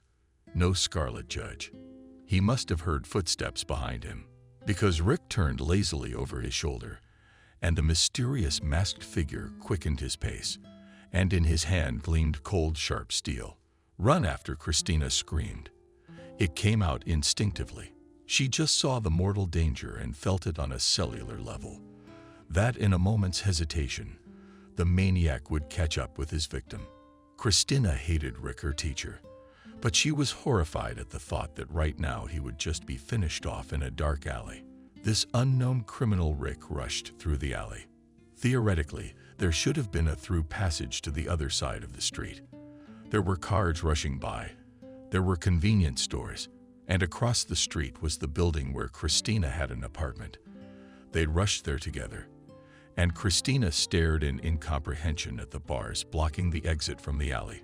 Previously, this small metal gate was always closed, and it was unclear who needed to sliding the old cold structure, reminiscent of the divorce doors in old elevators. But the fact was here, in the alley was a dead end, and on the grate hung a brand new lock, fastening it to a post. Help! Shrieked Christina, trying to attract the attention of the people in the street. Her scream was drowned out by the rumble and music of cars starting up. It was a rowdy bunch of rappers, putting audio speakers out of car windows, driving somewhere. A fire escape, Rick exclaimed. He realized, too, that even if they were spotted from across the street, they wouldn't be able to break the lock and let them out in time. The maniac would be the first to arrive, so the people on the other side would only get a free thrill. The old movie theater in the 60s with the fancy club only had 2 floors, so the climb wasn't long. Christina knew that there must be fire escapees on the other side of the building as well, and they would lead them out onto a normal busy street. Rick jumped on her arm, helping her up onto the roof. Where to now? I don't have wings. We'll come down the other side. She pointed across the roof. Behind them, iron rumbled behind them. The maniac climbed up next. How? And why are you helping me? Rick exhaled. When did they go through the roof? I don't know, answered Christina honestly. Let's run. There were about 5 meters left, when Rick suddenly stumbled banally, and my leg howled. Boy, get up. Christina came running back to him. Get up now. I think I broke it. How's it hurt? Rick's sobs.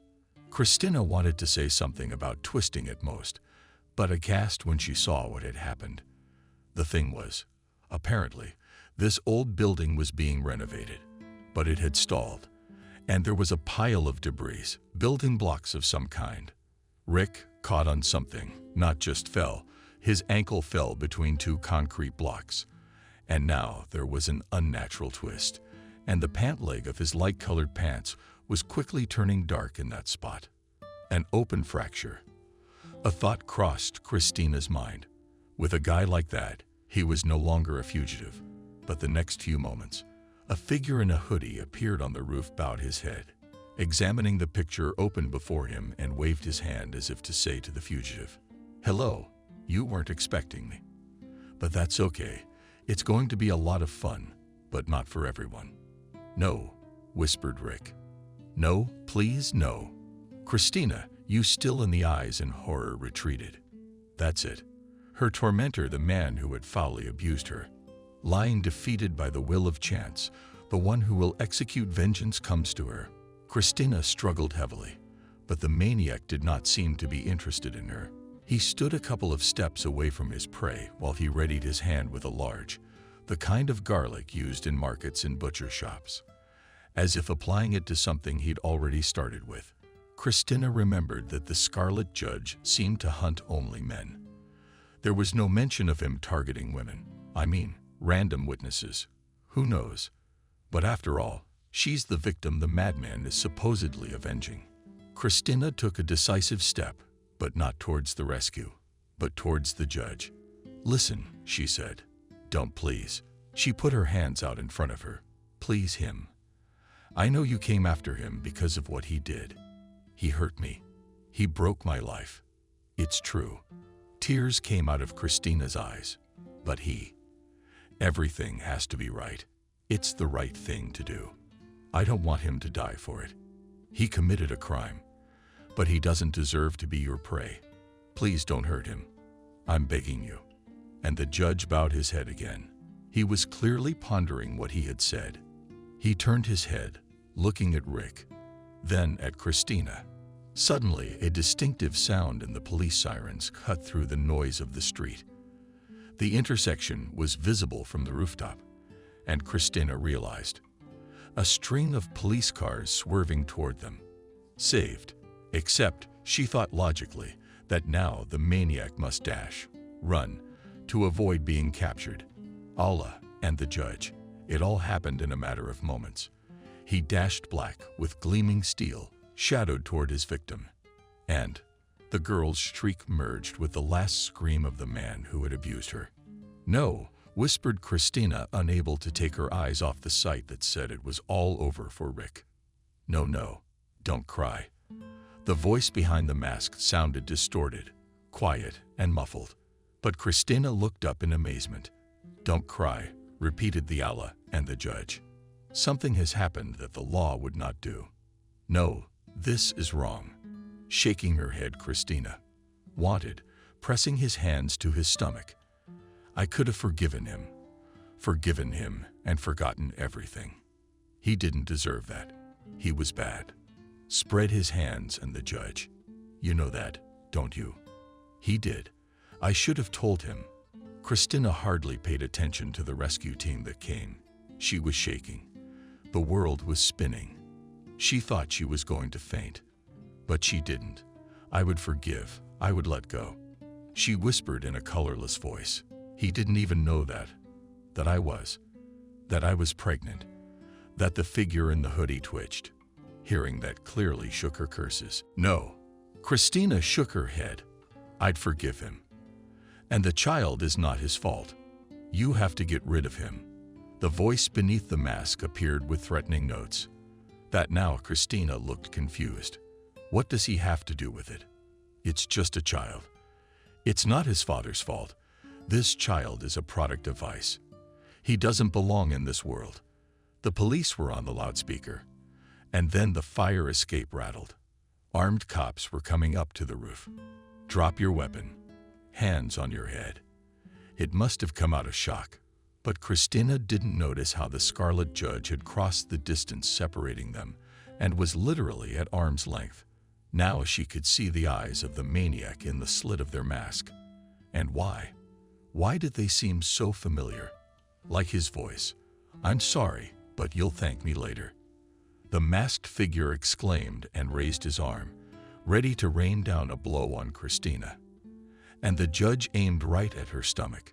The girl shrieked and recoiled, clasping her eyes in horror. In the next instant, the ordinary palette of sounds of evening city life was torn apart by other sounds. The policeman opened fire on them, and the judge fell. The mask flew off his face, and the last thing Christina saw before a deep faint engulfed her was the face of her attorney, Jane Pierce's wide-open eyes. Jane stared lifelessly into the starry sky. Miss, can you hear me?" Christina felt herself being scooped up in her arms as police officers yelled for medics, and then blackness ate everything.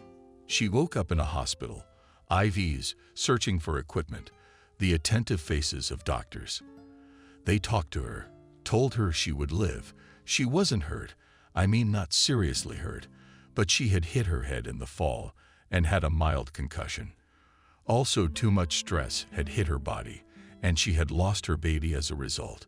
The police came by, detectives came by. They gave her all the answers. Yes. Copycats of the legendary maniac turned up. Jane Pierce, for over 2 years, the brilliant lawyer led a double life, evidence of which was found in her home, including her carefully kept diaries and trophies, personal items she took from each of her victims. Journalists, by the way, were also raring to see Christina, but they were not allowed in. With each day in the clinic, the girl was slowly improving, but she had absolutely no idea what to do with her life next. The trial, of course, did not take place, and the case was closed. "Who wants to come and see me?" asked Christina to the nurse who peeked in to ask if she should let the visitor in. "He said his name was Kevin Sidorov," answered the nurse. "He asked to be reminded about the violets." Ugh. Christina sat up on the bed. "Yes," she said. "He's allowed to come in." Christina frantically fiddled with the sheet in her fingers. What would he want? I mean, she allowed the idea that this worse guy had come to ask about her health. But it also meant he knew her whole story. And that was just awful. So when Kevin entered the room, Christina was crying. "Hi," he said. "Hi," she replied. "Did you see it on the news?" he said. And he came closer, handed her a bouquet of field daisies. A few minutes of awkward silence. "Getting ready." He nodded at a few textbooks lying on the nightstand. "Yep," nodded Christina. This decision was not easy, but she realized that she could not otherwise, and she would finish her studies. "I'm already writing my diploma." "I almost bought mine," Kevin smiled. "Silly grandpa," he found out, and the next couple of hours flew by. They suddenly found it easy and simple to talk about everything, and Christina even began to smile. Kevin came to visit her, and over the next few days, he never directly expressed pity, as if he realized it wasn't what she needed. And then, "I'm flying home tomorrow," he said one day. Oh, Christina looked away. She knew this had to happen. After all, he had said before that he wouldn't be in America for long. But still it was difficult and unexpectedly hard to learn of the imminent separation. "Christina," Kevin allowed himself something he had never done before. He took her hand. "There's something I have to tell you." Christina had never believed in fairy tales of love at first sight in her life, and she never would. Had anyone told her before that this was what would happen to her? But it did. Kevin fell in love with her definitively, and in an instant. He promised he'd be back soon, just in time for her graduation. And in fact, he suggested he might stay a while. But that was up to her. Christina said no, she could manage, and he should go back to his family. And things on the farm need to be taken care of. Attention. And then she got her diploma. And that same day, Kevin proposed to her. And then she came back with him. His family welcomed his daughter-in-law well. And in these people, Christina found her kin. Although her ambitious dreams of big environmental projects were in the past, she still did a lot. Now she helped her husband with the family farm business and became the head of a charitable organization that cared about preserving local nature. And in this marriage, exactly 10 years after Christina and Jenya met, 2 twin children, a boy and a girl, were born.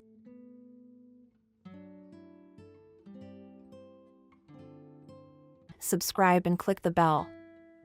Ethan couldn't sleep. His life had been eventful lately. But what had happened today? It just didn't make sense. How? How is that possible? Ethan realized he was smiling again. Wow! He'd long ago forgotten about that orphan boy. The orphan boy, the one who'd ended up in his ward, but fate had turned around. The street lamp shone brightly through the window, so that every object in the ward was clearly visible, including the half-empty box of chocolates. Ethan himself had forgotten that he had once adored these candies, and he hadn't seen them on sale for a long time. But there was a man on earth who remembered his little weakness and even found the box to please Ethan. So everything was not in vain: the penny wages, delays at work, and hard labor. Sometimes he wanted to quit his position as a doctor in the district hospital and go to a more monetary job, but something kept stopping him. Ethan couldn't leave his colleagues and patients. He just couldn't. He scolded himself for it, but continued to stay at his post. Even when a childhood friend opened an automobile workshop and called him to be an administrator, offering a good salary, even when his wife called him a loser, even when his daughter was born and the four of us in a 2-room apartment became cramped. It seemed to Ethan that leaving his position as head of the pulmonology department was tantamount to betrayal. He joined the hospital right after residency. At first, he worked under the supervision of an experienced doctor. Then he began to manage patients himself, and gradually it became clear that Ethan had developed some kind of sixth sense. He had a special instinct that helped him diagnose and select the right treatment. A special category of patients were children. Actually, there was a special department for young patients, but it was often overcrowded, so the small charges came to Ethan's floor. Now such cases have become isolated, but earlier, when the hospital was smaller, children came to Ethan's floor regularly. And just today, being in the unusual role of a patient himself, Ethan remembered one of his little patients, a boy of about 12 to 13 years old from the orphanage, who came to the hospital with pneumonia. Of course, he remembered it for a reason, of course. There had been 1,000 patients in his department over the years of his work, of course. You can't keep everyone in your memory. But Daniel was special and reminded of himself in a very surprising way. Ethan was still a young specialist at the time, but already respected and authoritative. His opinion was considered. He was consulted by more experienced colleagues. By that time, Ethan realized that he had chosen the right path: pulmonology.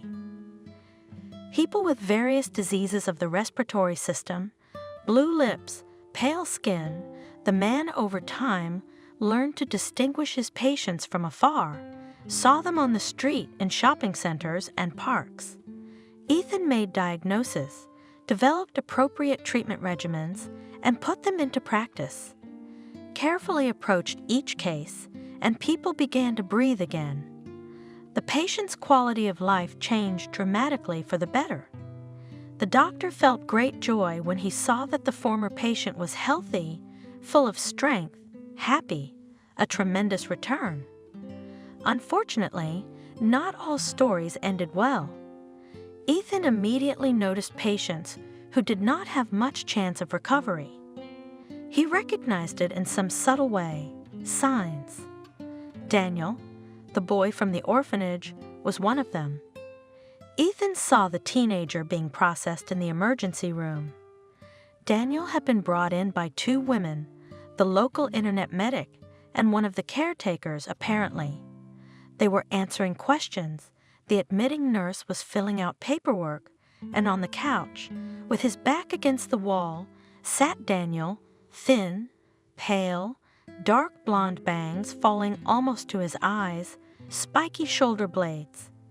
The boy was taking his temperature, his t-shirt tugging at the thermometer sticking out of his armpit. Ethan didn't like the look in the boy's eyes, a dull, indifferent look that said he was very sick, and the chances of recovery were slim. Ethan still remembered how his heart had shrunk with pity for the boy. He decided that he would do whatever he could to get the young patient out. Then there was the examination. Temp under 40, saturation critical, lungs wheezing, labs showing severe inflammation. Ethan was outraged. How did the orphanage bring the child to such a state? Why didn't they seek professional help sooner? The local nurse fed Daniel with useless pills, antipyretics, painkillers, even cough medicine she gave him, but he got worse and worse. Now the boy's situation was critical. X-rays showed pneumonia with extensive lung damage. The young patient was transferred to the intensive care unit, connected to a ventilator, began to administer the necessary drugs. Daniel either fell asleep or lost consciousness. Ethan sat next to him and looked at the skinny teenager, so pale, almost blending in with the white hospital pillowcase. Very young and no longer wanted by anyone. It was evident in his faded gaze and general lack of grooming. An orphan? What can I say? Life in an orphanage is certainly not sugar. Ethan was afraid to leave the boy's side that night. It seemed that in his absence the worst might happen. The child's condition was too unstable. The ward was quiet that night. Old patients were already on the mend, and there were no new arrivals. The nurse on duty looked in several times, offered the doctor to go to the restroom, to lie down, a little, to drink tea. He refused. He could not leave Daniel now. He felt it was dangerous, and he was worried for a reason. At about 4 a.m. the boy got worse. He turned blue, wheezed, and all this without regaining consciousness. Ethan immediately, without a second, called for the help of an on-duty resuscitator, and the two of them several tediously long minutes brought Daniel back to life. The kid was breathing again. The beeping of the instruments was steady as it should be. Ethan exhaled with relief. It was gone. The doctor didn't leave his post until morning, even though he felt that the crisis was over, that the boy was no longer in danger. Daniel's chest rose and fell evenly.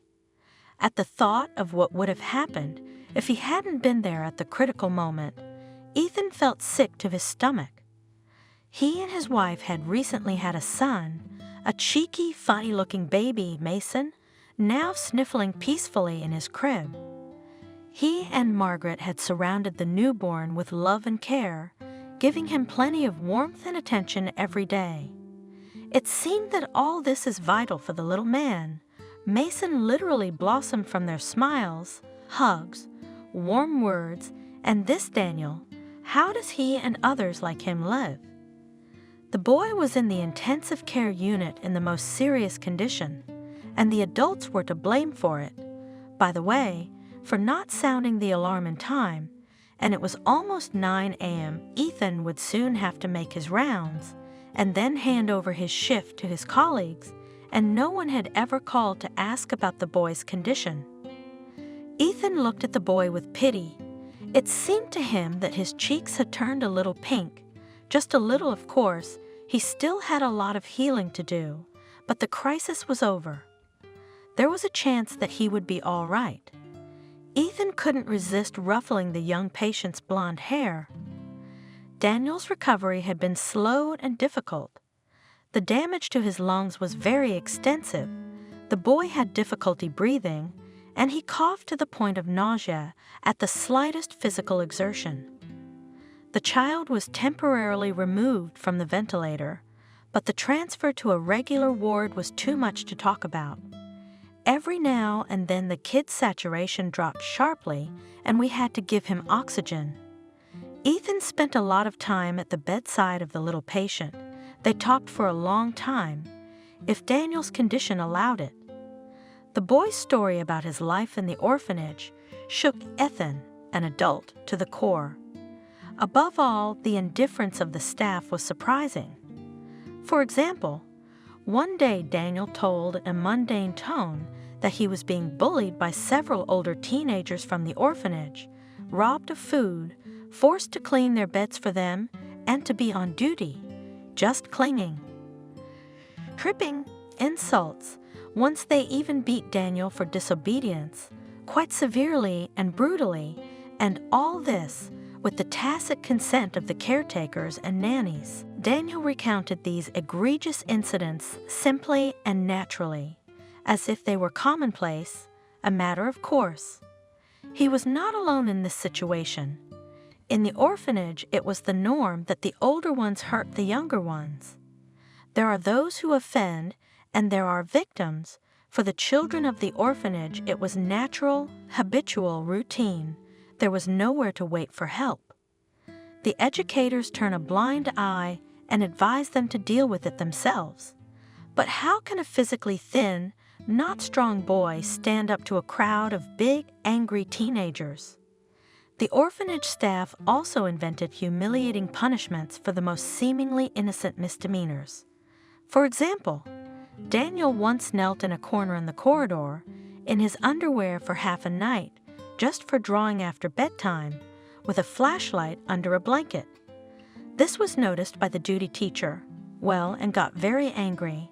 On the antics of older and strong those who can already fight back, the staff turned a blind eye. They were allowed to do anything, but on the weak, the adults came off at full speed. From the stories of Daniel, Ethan concluded that the educators banally take out their anger on the children, compensate for their own powerlessness. This, of course, is scary. Daniel did not complain. Ethan learned about the horrors of being in the orphanage by asking leading questions. The boy told about his life, his existence, in an even tone. For him, it was all familiar, natural. The boy did not know that it could be otherwise. One day, Ethan couldn't stand it and wrote a letter to the city administration, without mentioning names and surnames, so as not to frame Daniel. In this note, the man told about what was going on in the walls of the children's institution. Ethan heard that after his appeal, a commission came to the orphanage. Checks were made. The pupils were questioned. Had anything changed then? The doctor did not know the exact answer to this question, but he really hoped that he had helped the little children and Daniel in particular. Gradually, a special, very warm, trusting relationship developed between the patient and the doctor. The boy looked forward to Ethan's arrival in the intensive care ward and smiled at him every time, even if he had no strength at all. The man tried to make the boy laugh, cheer him up, told him anecdotes and funny stories of his childhood. He asked him to get well soon, because a dolphinarium had come to town, and the orphans would definitely be taken there. So Daniel had to be in line by the end of the month. One day, when Ethan went to check on Daniel as usual, the phone rang in his robe pocket. His wife was calling. Margaret had asked him to buy some milk for her and had disconnected. Was that Beethoven's Moonlight Sonata? Daniel inquired. It was, he asked at the ringtone. Beautiful music. You know your classics. Ethan smiled. Are you interested? Or maybe they teach music in your orphanage. I didn't always grow up in an orphanage. Answered the boy. Yes, and I understand that you were transferred there from the maternity hospital. I saw something like that in the documents, or am I wrong? You're not wrong. My real mom gave me up right away. I don't know her and I don't know why she did it, but I was really transferred to the baby house, right from the maternity ward. Ethan's heart squeezed at the thought. He had recently picked up his wife and tiny son from the maternity ward. Guests, balloons, a sea of colors and smiles, relatives and friends joyfully welcoming the new member of the family. It was such an event, such a celebration. The man could hardly hold back the tears of happiness. For the first time, bent the corner of the envelope and looked at the wrinkled red face of the baby. Many beautiful pictures remain from that day, and when Mason grew older, he would look at them with interest. And Daniel, how was he? Probably lying alone, in the ward of refuseniks. They say that such children do not even cry. They understand that no one will come to them anyway, and then wrapped up in a gray blanket, the boy moved to the baby house, where he was hardly very happy. After all, The appearance of a new child in such an institution means for the staff only an increase in the number of worries. I lived in the orphanage, Daniel continued, remembering almost nothing about that period of my life, and then I was transferred to an orphanage. And from there, when I was about 4 years old, I was adopted by a man and a woman, rich. We lived in a big house, even had a swimming pool. At first, Daniel felt like he was in heaven. The new parents did a lot to educate the child. The boy had a music teacher who gave him piano lessons. His father taught the boy to swim, and now, almost every day, Daniel had a swim in his own pool. The child was taken to the city for soccer lessons. Daniel did not like the training, but not to upset his parents, he pretended to be delighted. And he tried very hard to be praised by coaches and teachers. Let his parents know that they had chosen him for a reason, Daniel. He wanted to be the perfect son for them, or they might bring him back. Daniel had his own room, spacious, stylishly furnished, closets bursting with toys and clothes. That's my mother. She loved to go shopping with me, the boy recalled. My father worked all day long, and here she is. With her, we sometimes spent many hours in a row in shopping centers. Most of the time, we had one of her friends with kids around my age with us. It was torture, to be honest. Daniel didn't share his foster mother's love of shopping. He tried on suits in the clothing departments without complaint. He waited for his mother when she picked out outfits and bags for herself, sat in cafes listening to his mother's boring, long conversations with her friends. He was sent off to play with the children of his friends on the playground, but Daniel could not get along with them. For some reason, the children teased him, insulted him, pinched him, and all this in a sneaky way, and their games were boring and uninteresting. The boy avoided contacts with these so-called friends as much as he could.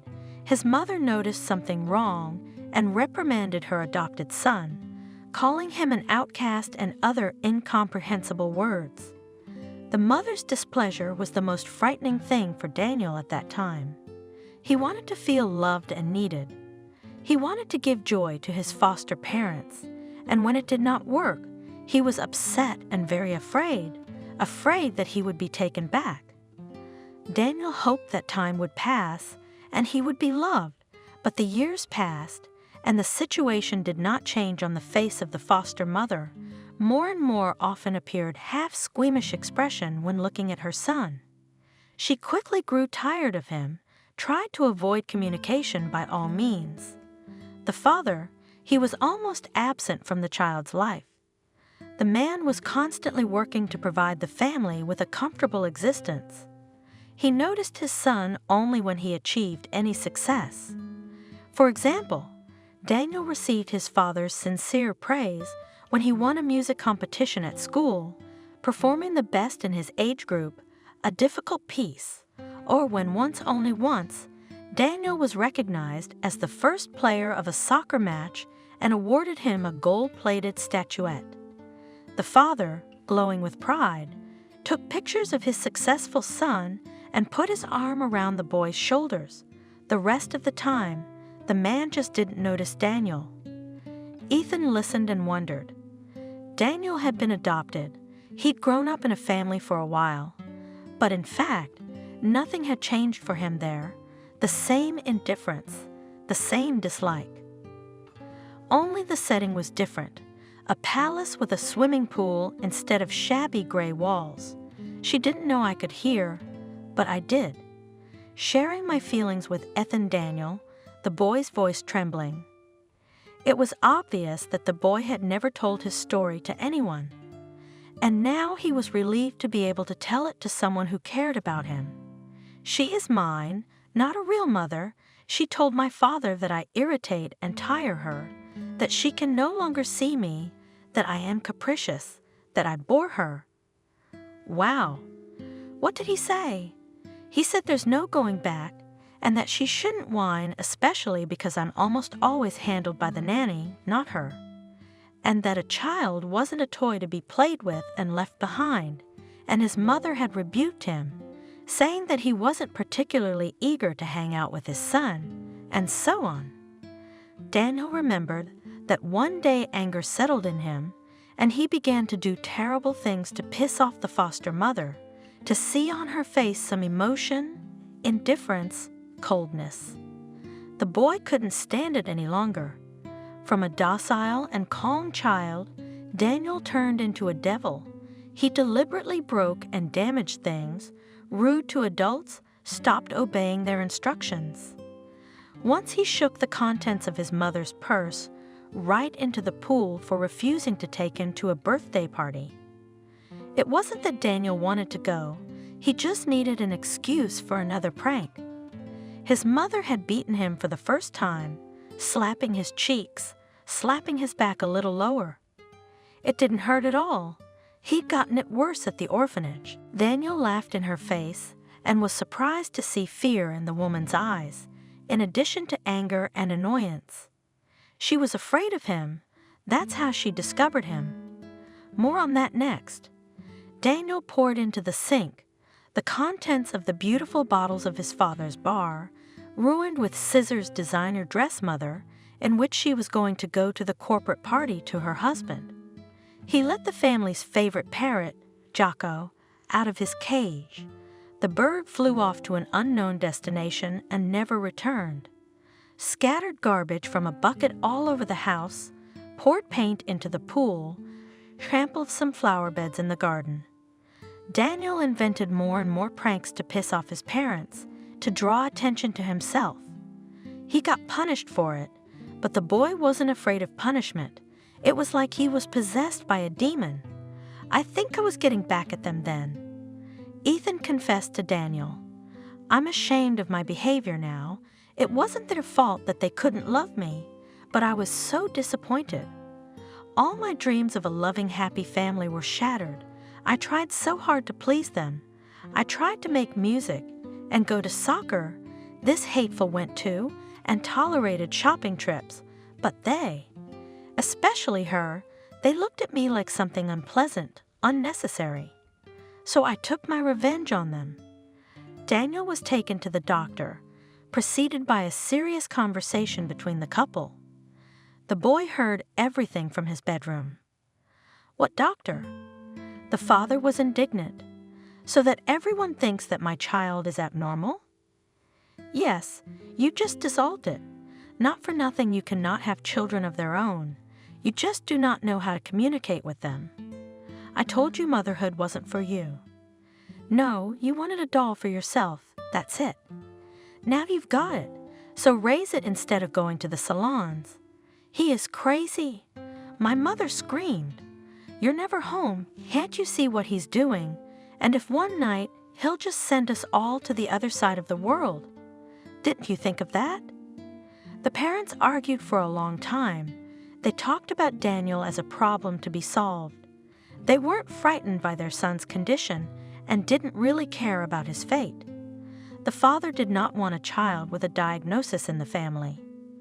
The mother, on the other hand, hoped to get a diagnosis and send the unwanted child to the hospital, at least for a while, to breathe free. And that's when I clearly realized what a burden I was to both of them. Daniel shook his head sadly and realized that they didn't need me, that they would never love me, so he calmed down, accepted the situation, decided to take it as it came. Ethan shivers.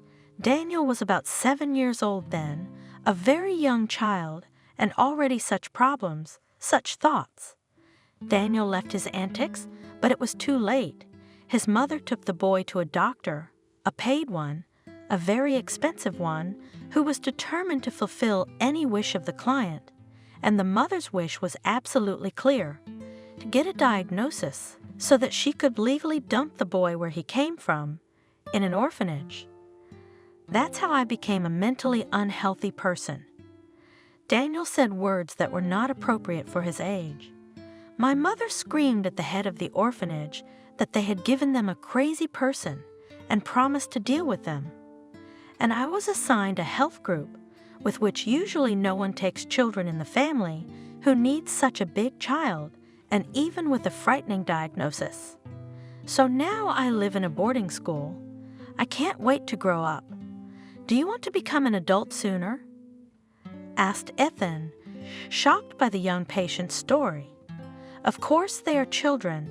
That is, we are weak, defenseless, powerless. Nobody counts us. Adults are different. When I am big and rich, I will definitely take a child from an orphanage, or even 2 or 3, as many as my wife allows, and I will be a real dad to them. I'll always talk to them and fulfill their wishes. Ethan smiled. Daniel, in spite of what he had to endure, was not embittered. That boy had a surprisingly good heart. He'd been betrayed twice, he'd had a hard time in the orphanage, and he didn't even hold a grudge against his foster parents. On the contrary, he was grateful for a few years spent in their beautiful rich house. It was only there that I realized I had talent. Daniel smiled. His breath was getting short, and his lips were turning slightly blue from the long conversation. Ethan noted these warning signs and prepared to call the nurse for oxygen, but he still wanted to finish the conversation, especially since Daniel himself was interested in it. "What talent have you discovered?" "I draw well, especially buildings, constructions." "I see." I immediately grasped the essence. Even when I was very young, I was able to draw 3-dimensional images. Even my mother praised me. "Here, let's get well soon. We'll transfer you to the ward. I'll bring you pencils and a sketchbook, and draw me something to remember." "Okay, sure," Daniel promised. Ethan left the room and thought about it. The boy's condition had stabilized, but the light, too extensive lesions. A drug, very expensive and rare, was needed for recovery. Without this drug, irreparable things could happen to the child. The same day, the doctor contacted the orphanage management and explained the situation. "Treat with what you have." The head of the orphanage cut him off. "Our budget does not include such items. You understand, the lung damage is so great that there is no way without this medicine. I will provide all the necessary reports and documents. Push for funding. The drug is necessary and urgent. It is not included in the list of those paid from the budget." The superintendent stood her ground. Ethan hung up. Everything was clear with them. Nobody needed this pale, russet-haired Daniel, the artist. If he suddenly disappeared, perhaps nobody would notice or be upset. Complete indifference to the fate of the pupil. Trying to get something from the administration of the orphanage is like banging your head against a concrete wall. Ethan tried to apply to the fund for helping sick children, but even here he met an obstacle. The man never fully understood why, but the fact that Daniel is an orphanage resident played against him. The boy is under the care of the state, which means that it should pay for his treatment. Funds collected money for treatment of only domestic children, family children, a terrible injustice. Total indifference to Daniel's fate depressed Ethan. The boy was getting worse and worse, and the relief was temporary. Standard medications were no longer working, and Daniel was put back on ventilator. The boy was melting every day. Ethan could not bear to watch it, and the man made up his mind. He withdrew the money he had been saving for a new car and bought drugs for Daniel without even consulting his wife, because Margaret, although she was a kind, warm-hearted woman, would not understand or approve of this act. Ethan decided that he would make amends. Gradually, he would save from his paycheck and accumulate the necessary amount, but Daniel could not wait. At the hospital, Ethan explained to his colleagues that he had found a rich sponsor for the boy, and only one nurse, the elderly Clara, knew where the money actually came from. She happened to see a receipt for the payment, which showed the name of the account holder from which the money had been debited. Ethan smiled and put his finger to his lips, saying not to spread.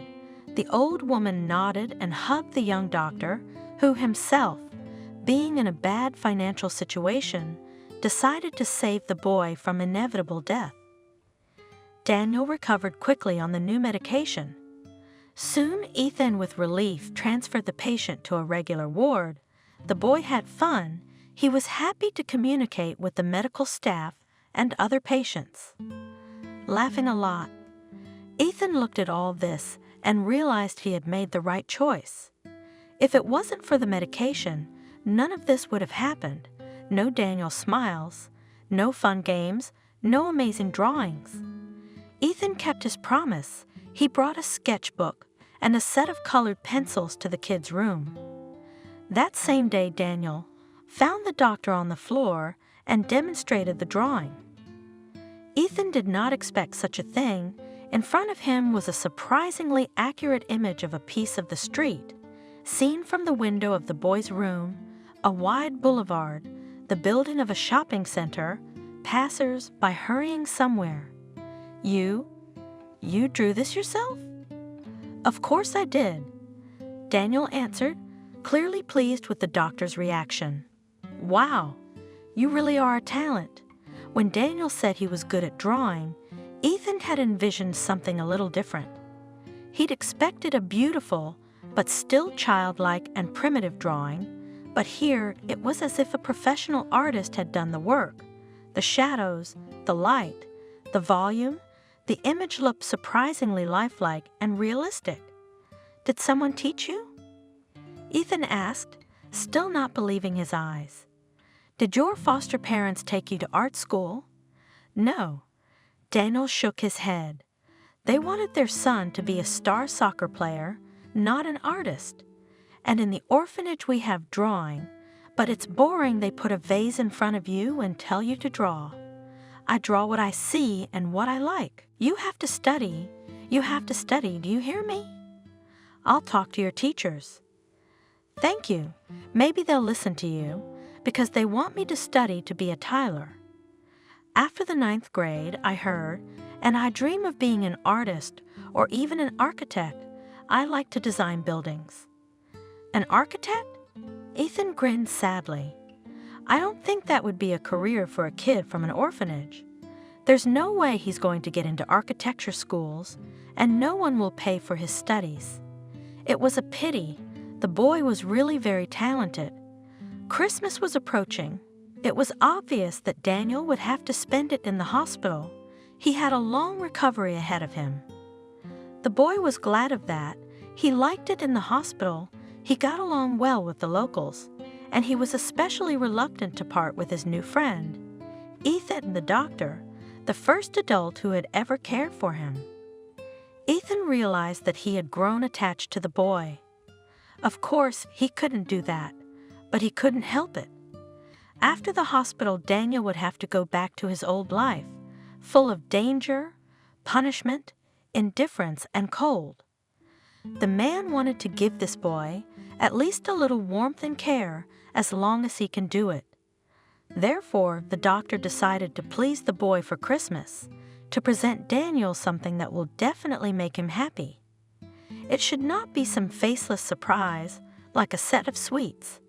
Once Ethan found himself with his wife and son in a children's store. The baby was growing so fast, he needed to update his closet. While Margaret and Mason wandered among the clothing departments, Ethan strolled by the racks of toys.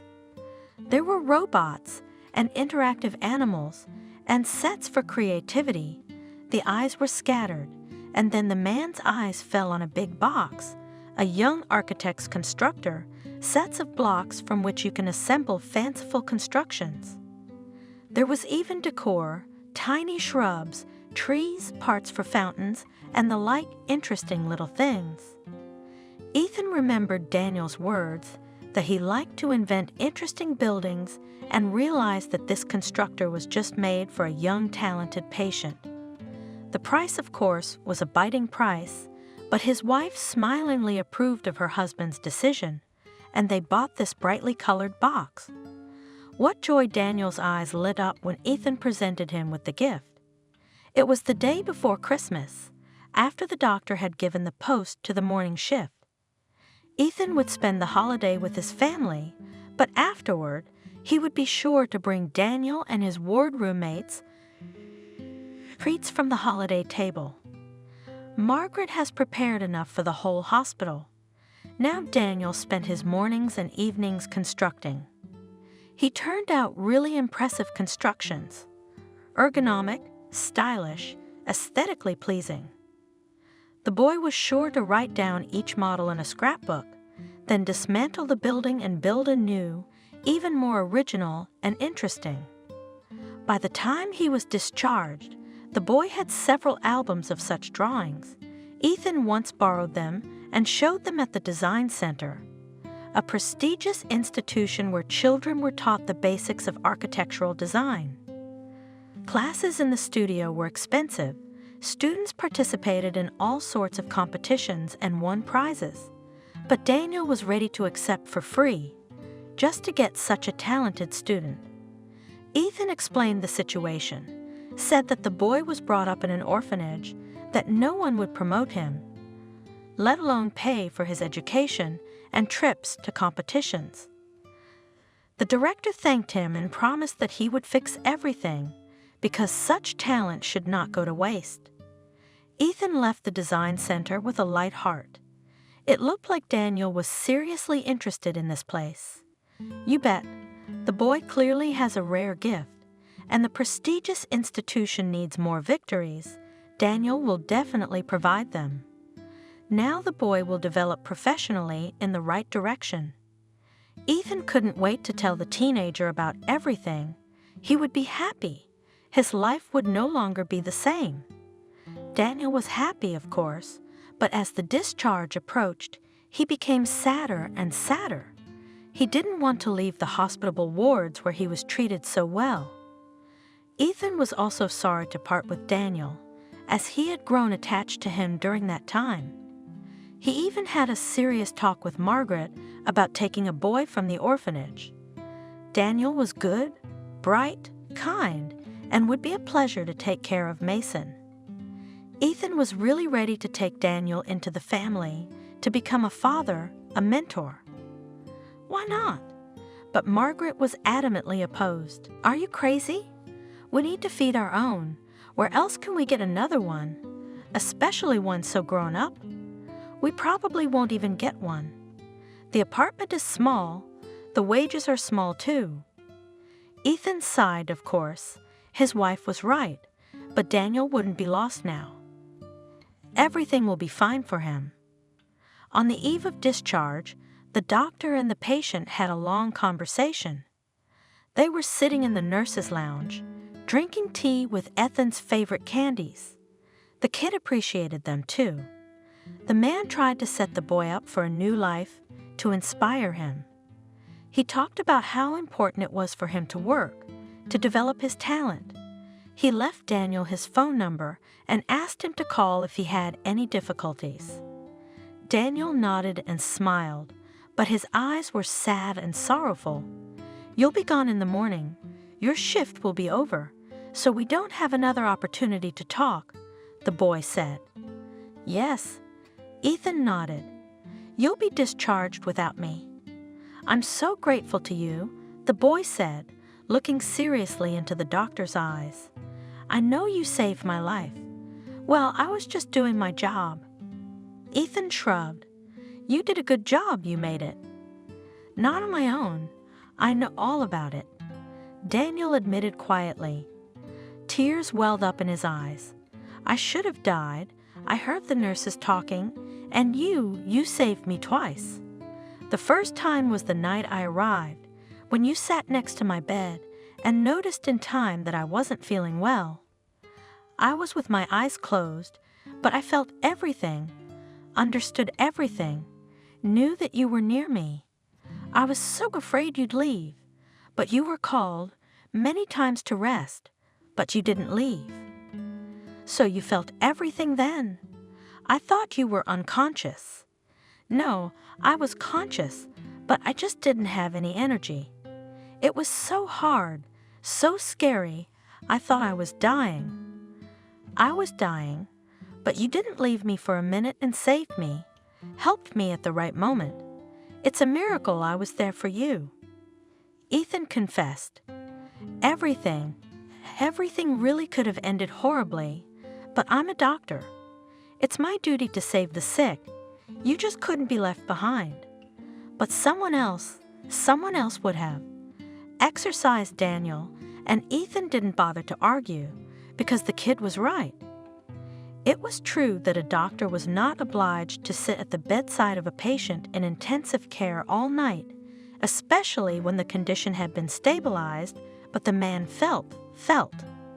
With his animal instinct that Daniel should not be left alone at that moment, not at all. But that's not all, the boy continued. I know all this.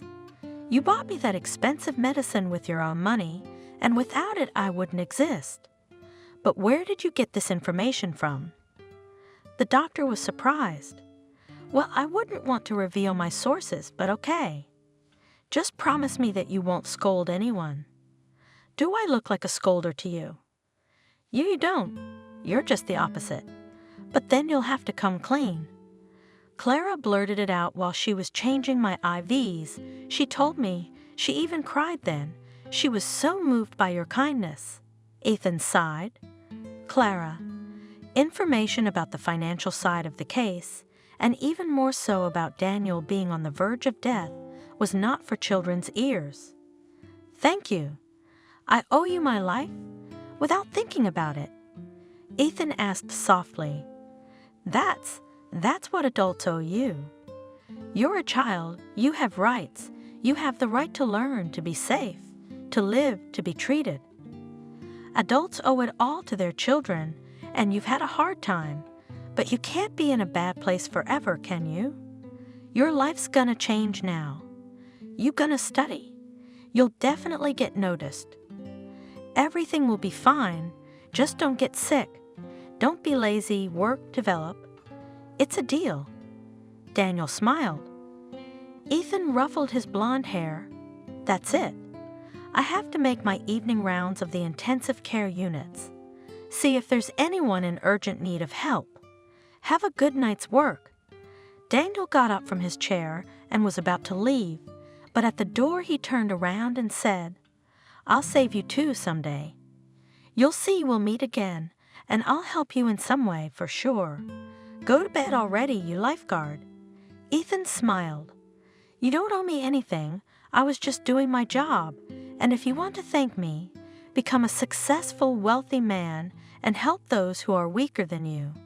Deal. Daniel nodded seriously and walked out. Good kid. Ethan thought then. Kind, grateful, may he be lucky in life. That was their last meeting before he was discharged. The next time Ethan came to work, Daniel was gone, back at the orphanage. The doctor sincerely hoped that the boy's life would change now, that the director of the design center had managed to reach an agreement with the administration of the orphanage, and Daniel would study in the best institution in the city. The boy certainly deserved it. It's been 15 years. During this time, a lot of things happened in Ethan's life. There were victories and failures at work. The same could be said about his personal life. Ethan and Margaret had a second child, a daughter, Susan. Living in a 2-room apartment became cramped, but there was no money to buy a new apartment. Margaret reproached her husband that he could not part with his hospital and find a better-paid job. All the days in the department, I am alone with the children in the house, so at least bring money, but that's how small things count. We do not see anything. My wife was almost sobbing. Ethan did not even try to argue. There was nothing to object. Margaret is right, but the man could not do anything. It was impossible to abandon the department. Ethan's heart ached for each patient. He did everything to make the percentage of recoveries grow steadily, and the number of medical failures tended to 0. Only not everything was in his hands. Funding was not enough. It was high time to make repairs on the floor, and the equipment needed to be updated because the XI century was upon us, and they were still using prehistoric devices. Ethan had raised the issue many times at meetings, but it had no effect. There were always more important objects that required urgent injection of funds.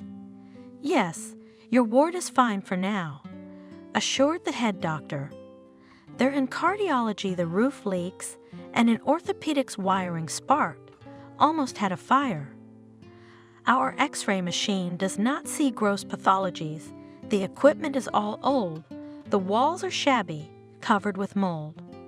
For pulmonology patients, it's dangerous, very dangerous." "Ethan, come on. Can't you see the state of the other wards? It's not the time." Ethan did not give up, submitted applications, wrote to the city administration and the mayor's office, but in response he received either a refusal or empty responses, or even silence. The case has not moved for several years, and one day Ethan called the chief physician to his office. "Well, what happened? Something from the realm of the fantastic." He said cryptically, "What?" Ethan didn't understand. "Well, you've been writing everywhere you can, tried to get funding for the department." "Yeah. Knocked on every door." "I did." "Well, I got through. We've got a sponsor who wants to fund a renovation of the pulmonology department and buy modern equipment for diagnostics, treatment, and rehabilitation." Wow! Ethan couldn't believe his ears. He had long since resigned himself to the fact that his actions were having no effect, and now this. This mysterious patron is asking us for an estimate. I mean, a list of the work, the equipment needed, and so on, to see how much money we need. I'll get to the report right away. Ethan had already started to make a list of the necessary items in his mind, and he couldn't wait to get it down on paper. A worrying thought crept into his head. What if the sponsor changed his mind, or even turned out to be a mistake? This whole situation looked too improbable and even magical. "Don't be modest," the head doctor advised. "Write everything you need and even more, and if they tell you to moderate your ardor, then we'll do it." Ethan wasn't being modest. He wasn't asking for himself. He was asking for the patients. With the help of modern medical equipment, they would be able to save more lives, and in renovated wards, without whitewash and mold on the walls, it would be much easier and more pleasant to recover. To the surprise of Ethan and the head doctor, the sponsor took into account all the wishes and immediately transferred the necessary amount to the hospital account, even without haggling and asking unnecessary questions. On the floor, the repair began. Temporarily, Ethan, his colleagues, and patients had to move to another wing, but it was a pleasant hassle because the department was transforming before our eyes, and almost every day delivered boxes to the warehouse with domestic and imported equipment, the highest quality, the most modern. The renovation was over quickly. Ethan was once again convinced that money solves everything, or almost everything. After the work the department shone with white walls and ceilings, unpleasant odors of mustiness and dampness disappeared. Even being here became more pleasant. And the equipment? Ethan couldn't get enough of the new medical equipment. It was a whole new thing. Now they would be able to turn around. Now the patients would recover faster and easier. The man was heartily grateful to the mysterious sponsor. He wanted to talk to him personally, but the man preferred to remain anonymous. The rich have their own quirks, divorced the chief physician. Our benefactor is in disguise, but what are his reasons? Maybe he sinned a lot while he was building up his capital, and now he's making amends. What do we care about that? We care about the result. Ethan could not agree with the words of the chief. He wanted to thank the sponsor personally, to explain how many lives he had saved by his deed, but the patron of the arts did not want to reveal his identity. Well, his right, of course, but it all seemed very strange to Ethan.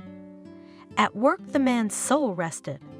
Fresh repairs, new equipment, all this inspired, lifted his spirits, but at home things were not going so well as he would have liked. Moneyless, not that they were poor at all, Ethan's salary even allowed Margaret not to work. They both made that choice when their daughter was born. His wife would stay at home and take care of the children, and he, the head of the family, would be the sole provider. Margaret honestly fulfilled her duties. The children studied on excellent. The house was always clean and cozy and smelled delicious food. But the role of a provider didn't work out so well. Ethan tried, took part-time jobs, went out to work off the clock, but there was still not enough money for the kind of life Margaret wanted. No, she didn't demand anything supernatural, but she wanted to give her children a decent education, to vacation at sea at least once a year, to drive a new car, not a rusty and constantly breaking down. Ethan could not provide all this for his family, worried, tried to do something, but it did not work. The option of quitting the hospital was not considered at all. It was his department, his brainchild. Under him, it began to flourish, and now, thanks to him, the department became the most modern in the hospital. But Margaret, too, she could understand. Scandals, quarrels, recriminations increased, but Ethan tolerated it. He had nothing to say to his frustrated wife. Mason and Susan grew up. They were no longer babies, but teenagers requiring much more investment, including financial. Mason took an interest in programming, searching for videos on the internet and creating amazing projects with their help. Margaret and Ethan marveled when their son showed them the results of his labor, but they themselves were far from the IT world. He needs to learn. Margaret insisted. He's clearly got a knack for it. He's a real talent. Yeah, good for him. He's a determined kid growing up. Only we parents can kill that talent at the root. What's that? I don't get it, Ethan. The boy must learn. And do you know how much a programming course costs? I just found out we can't afford it. Well, that's too bad, but maybe there's something cheaper. You can't. I called all such institutions in our city, and online schools even looked for. Everywhere the price is about the same, and it is not for us. I'll figure something out. You better try. It's our child's future we're talking about. It's in our hands right now. Imagine the responsibility. Ethan knew Margaret was overreacting. Well, nothing would happen if Mason didn't study at these expensive courses. The boy was doing a lot himself, and he was doing well. And when the time came, he would enter a university, become a student to study to be a professional programmer, and all these circles. Ethan had the feeling that they were nothing more than a way to siphon money from ambitious parents. But the man did not argue with Margaret. She reacted painfully to all financial issues, especially if it also affected the children. One of his colleagues gave Ethan a great idea. It turns out that in their city, there is a free school for young programmers. It is an institution of the state. Graduates receive a certificate giving them permission to work, but to get there, you have to pass entrance tests. It seems to have strong teachers, innovative programs, modern equipment, but they take only the most promising ones. Ethan immediately called the school and signed Mason up for testing. On the appointed day, he took a short leave from work and drove his son to the interview. Mason was worried. The boy really wanted to get on the enrollment list, hoped, made plans. Ethan was encouraging the child. The man was really confident of success. Mason is so enthusiastic. He's been studying a lot. He already knows a few things. Who else to take but him? Mason was tested, told to look at the results in 2 days on the website. After the allotted time, Ethan called Margaret and told her in a distraught voice that their son's name wasn't on the list. She even called the school to find out if there was a mistake, and it was confirmed that Mason had fallen a few points short. They had advised her to study and try to get in next year. Ethan was upset, of course.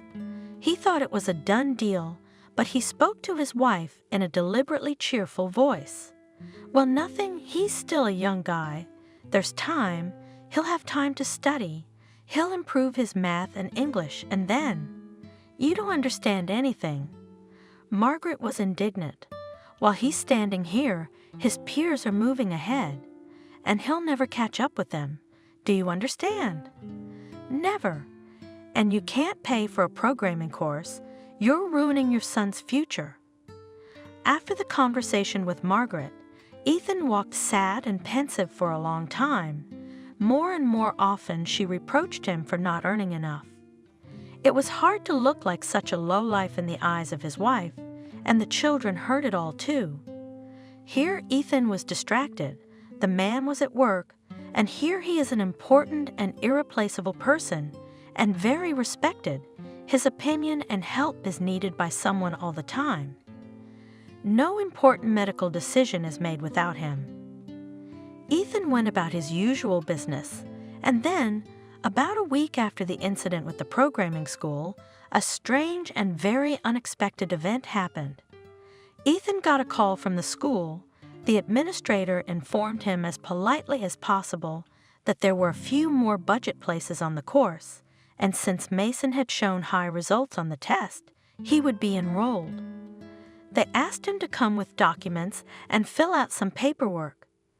Ethan, of course, immediately called his wife back. Margaret was over the moon. The man smiled, imagining how happy Mason himself would be. Some time later, the problem with the salary was solved quite unexpectedly. The city announced a contest for Doctor of the Year. For the first time in my life, it had never happened before. And from the hospital, the head physician nominated Ethan as a contestant. The man tried to resist. He did not like such events, but the chief insisted, saying that the candidate for the head of the pulmonology department, chosen by voting on the hospital's website, patients favored him. They also wrote explanatory comments. Ethan didn't know that there was any voting, but it was very pleasant to read the patients' comments. Once again, the man felt that his work was seen, valued, and appreciated. The most important thing is that during this time they managed to save many lives. No money can measure that, and then the work spun again. Ethan didn't think about the contest. Filled out some form, submitted a photo. Someone from the hospital administration handled the rest. After a while, Ethan was summoned to his office by the head doctor and asked in a mysterious voice if he had a business suit. "Well, I did," Ethan shrugged. "Why?" "Because you're the winner of the contest." The head doctor's eyes were burning. If only such an honor for the hospital. Now it will be easier to get funding from the budget and the long-awaited repair of some departments. I did nothing to win. Ethan, who had forgotten all about the contest, stretched out in confusion. He couldn't believe it was true. You didn't do anything to win the contest, but you did more important things, working, giving of yourself to patients, saving people. That's why you won. At the awards ceremony, Ethan came in glowing Margaret, his wife holding his hand. She looked gorgeous in a dress with an open back, specially purchased for the occasion. Ethan also looked good in the elegant suit he had last worn 5 years ago for the wedding of his wife's younger brother. He was called to the stage. Ethan was a little confused in the spotlight, but as his friends and colleagues told him later, it looked very appropriate, and the Doctor of the Year was not bad at all. It turns out that when you stand on the stage, because of the bright light, you can hardly see the audience hall. It seems dark and boundless sea. Ethan felt the eyes on himself, felt the energy of the audience, but did not see them, such a strange feeling, and then there was a banquet, at which the tipsy, cheerful head doctor announced important news. It turned out that the winner of the contest would receive a monthly supplement to his salary from the budget, and named such an amount that Margaret shrieked with joy and Ethan smiled. No longer would he feel like a man who could not provide a decent life for his family. Ethan had often wondered if fate had favored him in some special way lately. He always thought that life was striped. The black stripes would be replaced by white ones, and vice versa. But his phase of success and rise was not over. One success followed another. It certainly pleased, inspired, made him feel strong and almost omnipotent, but also caused a strange feeling. Is everything really working out so well? Was it somehow suspicious in itself? Wouldn't there be a reckoning one day? Ethan tried to chase such thoughts away, but occasionally they still seeped in and kept the man at peace.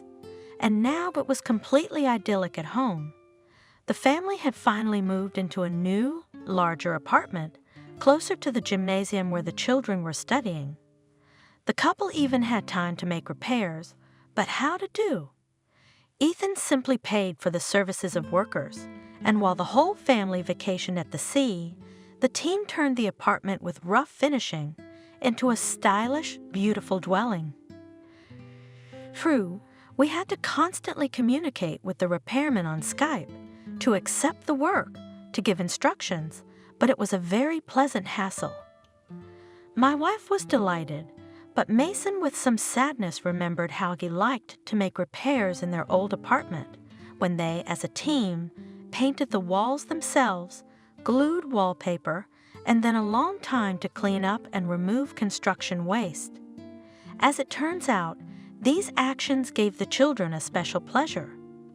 Ethan's life had changed a lot. He didn't even notice when it started, but now everything was completely different. He worked in a state-of-the-art department. His son was studying at a prestigious programming school. They now had a spacious new apartment. As for money, of course, they were not millionaires, but now they did not have to save on food, clothes, entertainment, and it was just wonderful. But probably, Ethan thought too often that everything could not be so smooth and good in life, and waited for some kind of payback or black streak. But he didn't believe in this happy fairy tale, where all the problems were solved as if by themselves. That evening, Ethan returned from the hospital late. His shift was over at 6 p.m., but he had to stay late, a complicated patient of uncertain prospects. Ethan couldn't leave him until he knew exactly what was wrong. And now, at almost midnight, he was driving along a half-empty country highway, so it was faster than looping through the city, and the route itself was easier, no traffic lights or crosswalks. I could relax a little, which is very helpful when I was in the hospital for 10 hours in a row. It was raining. The drops were drumming on the roof, smashing beautifully against the windshield. The wipers barely coped with their task. I could hardly wait to get home to warmth and comfort. Surely Margaret must have cooked something delicious. Now he was always greeted by a satisfied, smiling wife, not an irritated woman with anxious eyes. A marvelous metamorphosis. And then there was a noise, a rumble, a squeal of brakes, and a strong, powerful, unexpected blow. It came from the right. Ethan felt that he was losing control. He twisted the steering wheel to the right, but it was inexorably carried to the left into the ditch. The car spun. Everything was happening fast. The man saw the sky and the earth change places before his eyes, making him nauseous.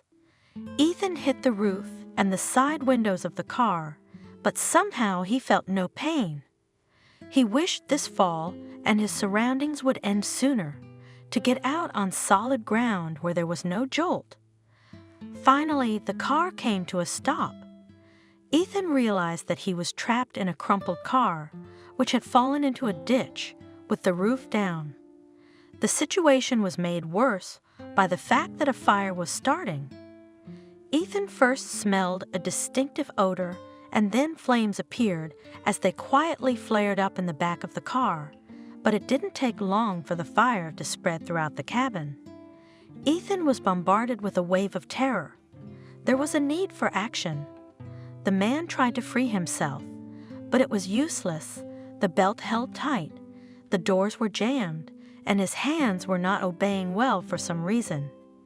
They're strangely sticky and slippery. It's blood. Where's it coming from? Okay, he'll figure it out later. If there is one, it's later. Ethan tried to break the window with what he could find, his son's plastic tube. Of course, he really realized that he was unlikely to succeed, but something had to be done. At the same time, the man loudly called for help. People should see the accident. They would help him. The cabin was quickly filling with smoke. The fire was gaining strength. The characteristic crackle of the flames of the fire eating its food could be heard. A disheveled boy, very young, came to the car. He bent down, made sure that there was a living person in the cabin, tried to open the jammed door, saw the flames. The boy's eyes rounded with fear, and he bounced away to a safe distance. Ethan realized, frightened, realizing what could happen any minute. The boy called for the rescue team, shouting into the phone, his voice breaking, begging them to go faster, but Ethan realized they wouldn't make it. With little time to spare, the man struggled to free himself. He has a life to live, he has children, a wife, he has a job and patients who can't do without him. It was getting harder and harder to breathe. Ethan realized that it was because of the smoke. Soon he would lose consciousness and probably would not even feel anything, but he would lose the opportunity to fight for life. The men joined in. He managed to spot someone else. Someone ran up to the burning car, smashing the windshield. Ethan felt a hail of small shards smashing his face. Or maybe this was all just a hallucination. Strong hands reached out, for the driver wedged between the seat and the dashboard. Then darkness came, saving, calm, impenetrable. Ethan opened his eyes. He had to squeeze his eyes shut. The white walls, the bright light, all of it blinding, preventing him from looking around properly. There was a distinctive beeping sound. Very familiar, there's no mistaking it. He's in the intensive care ward. Maybe even in his own hospital, but in a different ward.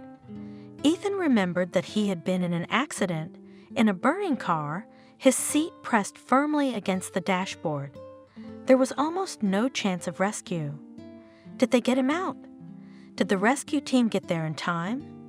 Miracles! Then another very important question arose, and what condition was he in? Apparently not in the best condition, since he was in intensive care, and at the same time his head was thinking clearly, which meant that his brain was not particularly damaged. Ethan opened his eyes again. This time he managed to look around. He was alone in the room. Life support equipment was connected to him. He was as he should be without clothes, lying under a thin white sheet. Ethan tried to move his arms, and his legs were working. The man lifted himself slightly and looked under the sheet, his feet bandaged, a few bandages on his body, but everything in place. It looked like things might not be so bad. A familiar nurse entered the room. Ethan had seen her many times in the corridors. They had said hello, but unfortunately he didn't know her name. When the nurse saw that the patient was awake, she smiled happily. "Ethan, are you with us? What a joy!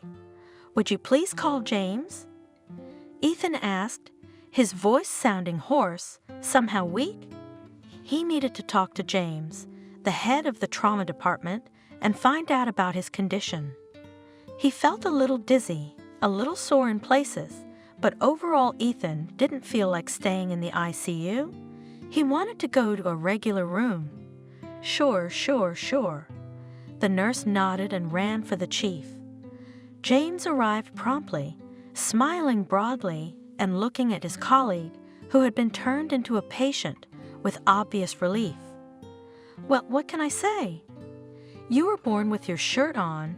You were hit on the highway by an SUV that lost control. The kid behind the wheel was a kid who just got his license yesterday, showing off for his girl. He's fine, but you'll see. All right, he'll get his." Ethan remembered the confused boy who had called the rescue team, begging them to hurry. That must be the one responsible for the accident. For some reason, Ethan didn't feel any anger or even irritation at the character. There was so much fear, despair, remorse in the boy's eyes at that moment. So I was rescued by the rescue team? Did they make it in time? There was a car on fire, not a lifeguard. Rescuer, your guardian angel. A young man was driving down the road, saw the accident. He pulled you right out of the burning car, even though he realized that any minute now something terrible could happen. He didn't hesitate, broke the glass with a fire extinguisher, knocked down the flames a little, freed you from the seat belts with a knife, unfastened the metal with his hands. Just a little bit, but it was enough to pull you out. Your legs were scratched, but it's nothing. And the main thing was not confused and took the fire extinguisher and the knife when he rushed to the rescue. "I want to see him," Ethan said.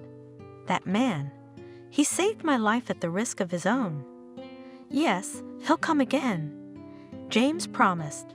"He's sure to, because he calls every day to check on your condition, as often as your relatives do." "Every day? How long have I been unconscious?"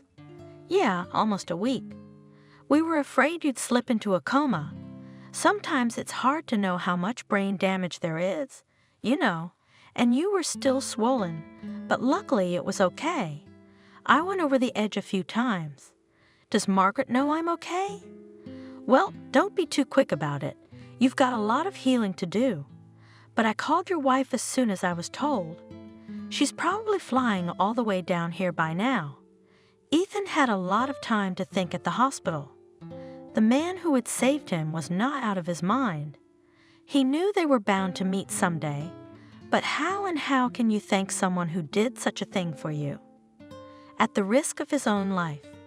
Soon Ethan was transferred from the intensive care unit to a regular ward, but as a regular ward, to a separate room reserved for VIP patients. The man might have been more than happy to be with the other patients, to have someone to talk to. But James insisted on special conditions for the honored guest. Ethan didn't like being a patient, and the forced idleness was a burden.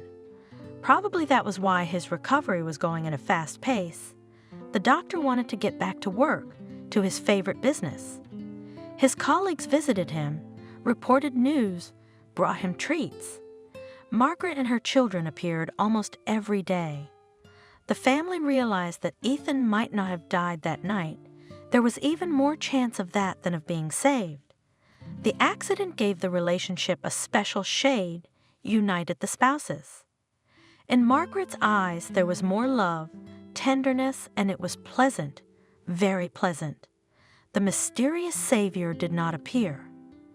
Ethan tried to find out about him from the policeman who came to take statements, asked his colleagues who had received him that fateful night, and even asked questions of the man who had caused the accident, the same kid who had come to him once to apologize. Shy, modest, nervous, with a weight of guilt on his fragile shoulders, but even this one could not say anything about the Savior, except that he drove up in an Infiniti and acted very quickly and decisively. "He didn't just save you, he saved me." Without looking Ethan in the eye, the boy said, "If something had happened to you, something irreparable, I don't know how I would have lived with it.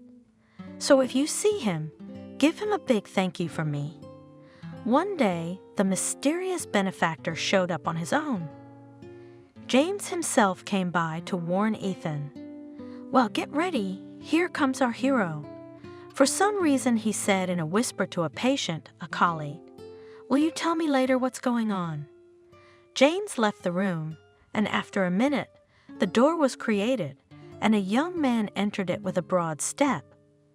A wide, white-toothed smile on his face, intelligent eyes, slightly wavy blonde hair, stylish, trim, some kind of radiant or what? Judging by his springy gait and muscles, visible even under his shirt, he is engaged in some kind of sport. That's why he managed to pull the victim out of the burning car. Moments later, Ethan noticed a detail that struck him to the core. The rescuer was holding a box of candy, his favorite. Once Ethan used to adore these sweets, but then the candy seems to have been discontinued. At least they had disappeared from the market. Where did this man find the box?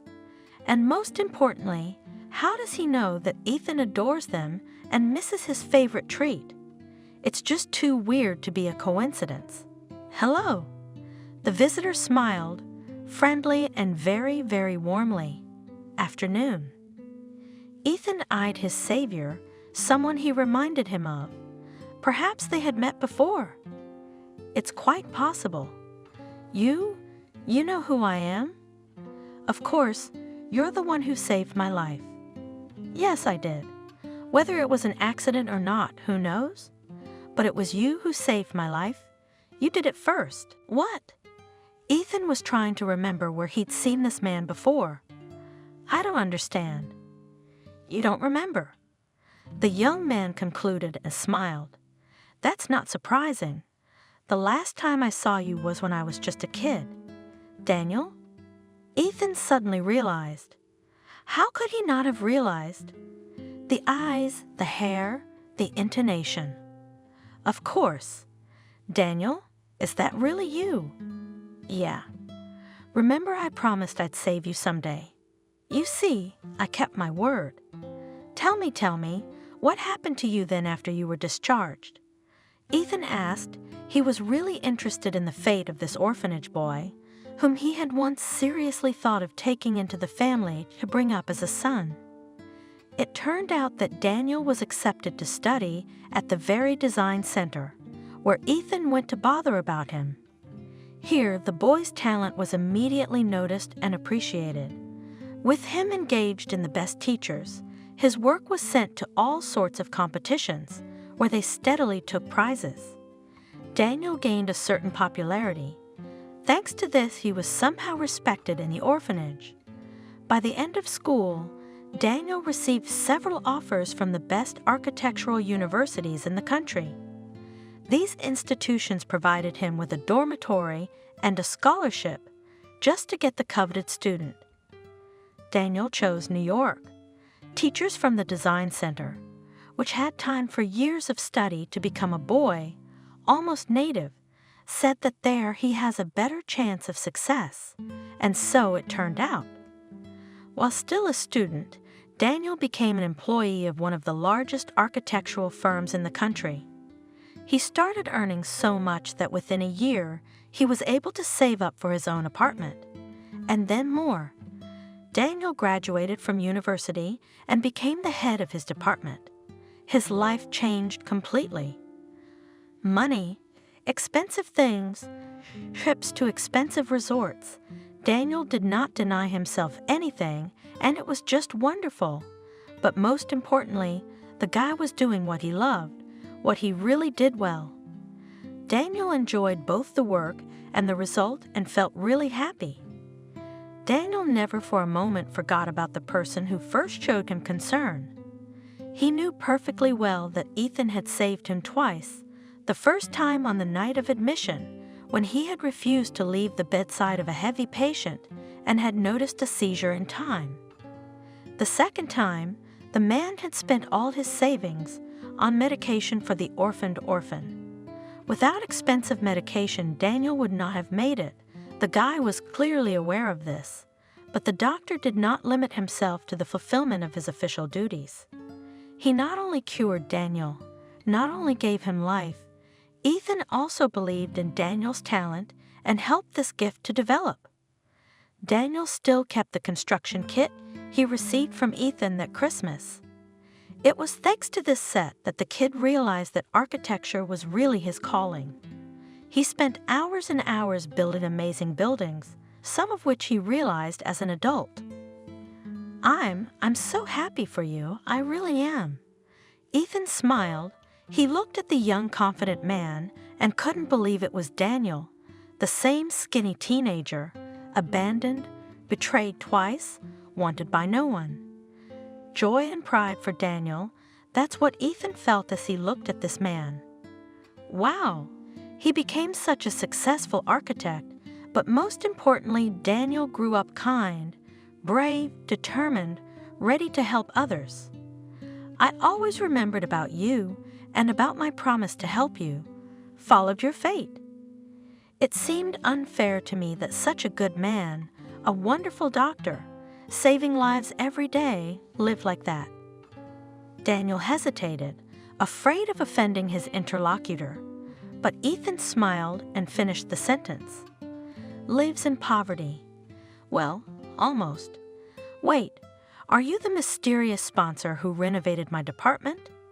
Yeah, nodded Daniel.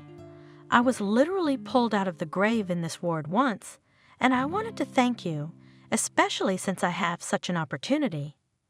It's my pleasure, really. Wow, I never would have guessed. Oh, and this Doctor of the Year contest, is that you too? Well, it's a state contest. I didn't invent it. And yet somehow you're involved in it. I can feel it. You've always had a very good intuition. Daniel smiled. Well, let's just say that I helped to get the contest organized in your town, and I asked the chief physician to nominate you. He said he was going to do it anyway, but I had nothing to do with you winning. I just gave my vote, the only one. The patients chose it themselves. I had no doubt it would work out that way. You are a wonderful doctor, humane, kind, not indifferent. This result is well-deserved. Wait, what about Mason, my son? I mean, the programming school, did you have a hand in that too? Ethan was struck by a new hunch. I did my best there, I'll admit. Quid pro quo. You helped me get a job at the design center, and that gave me my way in life, and I also helped your wonderful son. He's a smart kid, just a couple points short of the competition. I paid for all the years of tuition and asked it to tell you that there were budget places available. Ethan looked at the young man in surprise and remembered him as a small boy, thin, big-eyed, pale, almost merging with the hospital bedclothes in color. Now he was a strong, healthy man, successful, brave, kind. But why did he act so secretive? Why didn't he contact me himself directly? Well, Daniel hesitated. It's just that I know you very well. It would be awkward for you to accept this help. Maybe you'd approve a sponsorship for the department, but for yourself, I doubt it. Ethan thought for a moment. Daniel was right. He would probably be genuinely happy for his former patient, but he would probably refuse to help. The doctor was used to helping himself, but he'd never learned to accept support. And then there was that incident, the terrible one with you, the accident, and this time. This time it really was a coincidence. Amazing, marvelous, just unbelievable. At the same time as Ethan was coming home from the hospital, Daniel was driving to visit, quite by chance, an orphanage friend. He had just flown from the capital to his hometown and was rolling down a country highway. The accident happened before his eyes.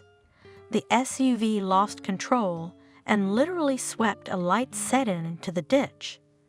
Daniel slowly pressed the brake. His car smoothly slowed down. The young architect watched in horror as the damaged car flew downward, flipping over the roof. While I parked, while I grabbed the necessary things, while I ran to the place, there was a fire starting. It was impossible to slow down. The driver of the SUV tried to help, but he was having no luck. He called for rescuers, only they wouldn't make it in time. Daniel struggled to pull Ethan out. He was already unconscious. At that moment, the guy didn't recognize his old friend and savior. The victim's face was covered with blood, but then when the victim of the accident was already taken away, the police came to the scene. It turned out that in the glove compartment of that half-burned car, there were documents in the name of Ethan. I just couldn't believe it. Daniel shared his impressions. It turns out that I really saved you, as I promised years ago. I still thank fate that I was driving behind you at that moment. It's an amazing coincidence. I've been following your fate for several years. I've been by your side. I've secretly helped you in any way I could, and it always seemed like it wasn't enough, and then this. If it hadn't been for you, I wouldn't be here. Ethan nodded. He was reliving the horror of the accident again, the horrible images coming before his eyes one after another, and once again Ethan realized how close he had been to death. It was an amazing feeling. Now the man appreciated every moment of life even more. And again, Daniel continued, "If you hadn't saved me then, many years ago, if you hadn't sat by the bedside of the orphanage patient at night, if you hadn't spent all your money on expensive medicine, if you hadn't, after all, bothered with this design center, then you wouldn't have been gone at night either." Amazing paradox of fate. A life for a life, it turns out. Ethan and Daniel talked for hours on end. The doctor was interested in learning as much as he could about the life of his longtime patient and now savior. The guy lived in the capital 4 years ago. He and his wife had a daughter, and then they took twins, a boy and a girl, from an orphanage.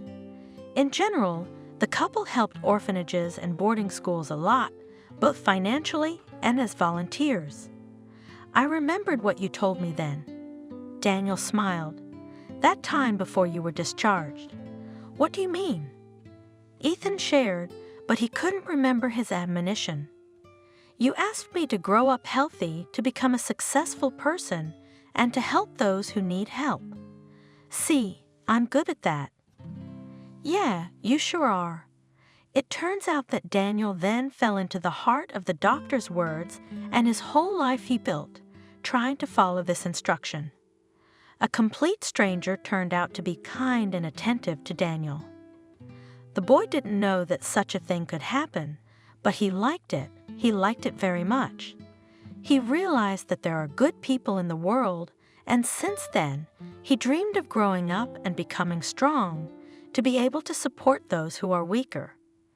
I remembered you all the time, remembered our conversations, your care. I knew exactly who I owed my success to. But that's where you're wrong. I just noticed your talent and showed your drawings to whoever needed them, nothing more. But you did it, Daniel insisted. Everyone in the hospital and the orphanage saw my drawings, but you were the only one who decided that this talent was worthy of attention. Daniel left, but it was clear that now they would communicate, go sometimes to visit each other, correspond. There was some kind of connection between them, an invisible thread. Is it a joke to save each other's lives at different stages of life? You can't think of such a thing on purpose. Ethan felt warm and calm. He hadn't felt so peaceful and happy for a long time.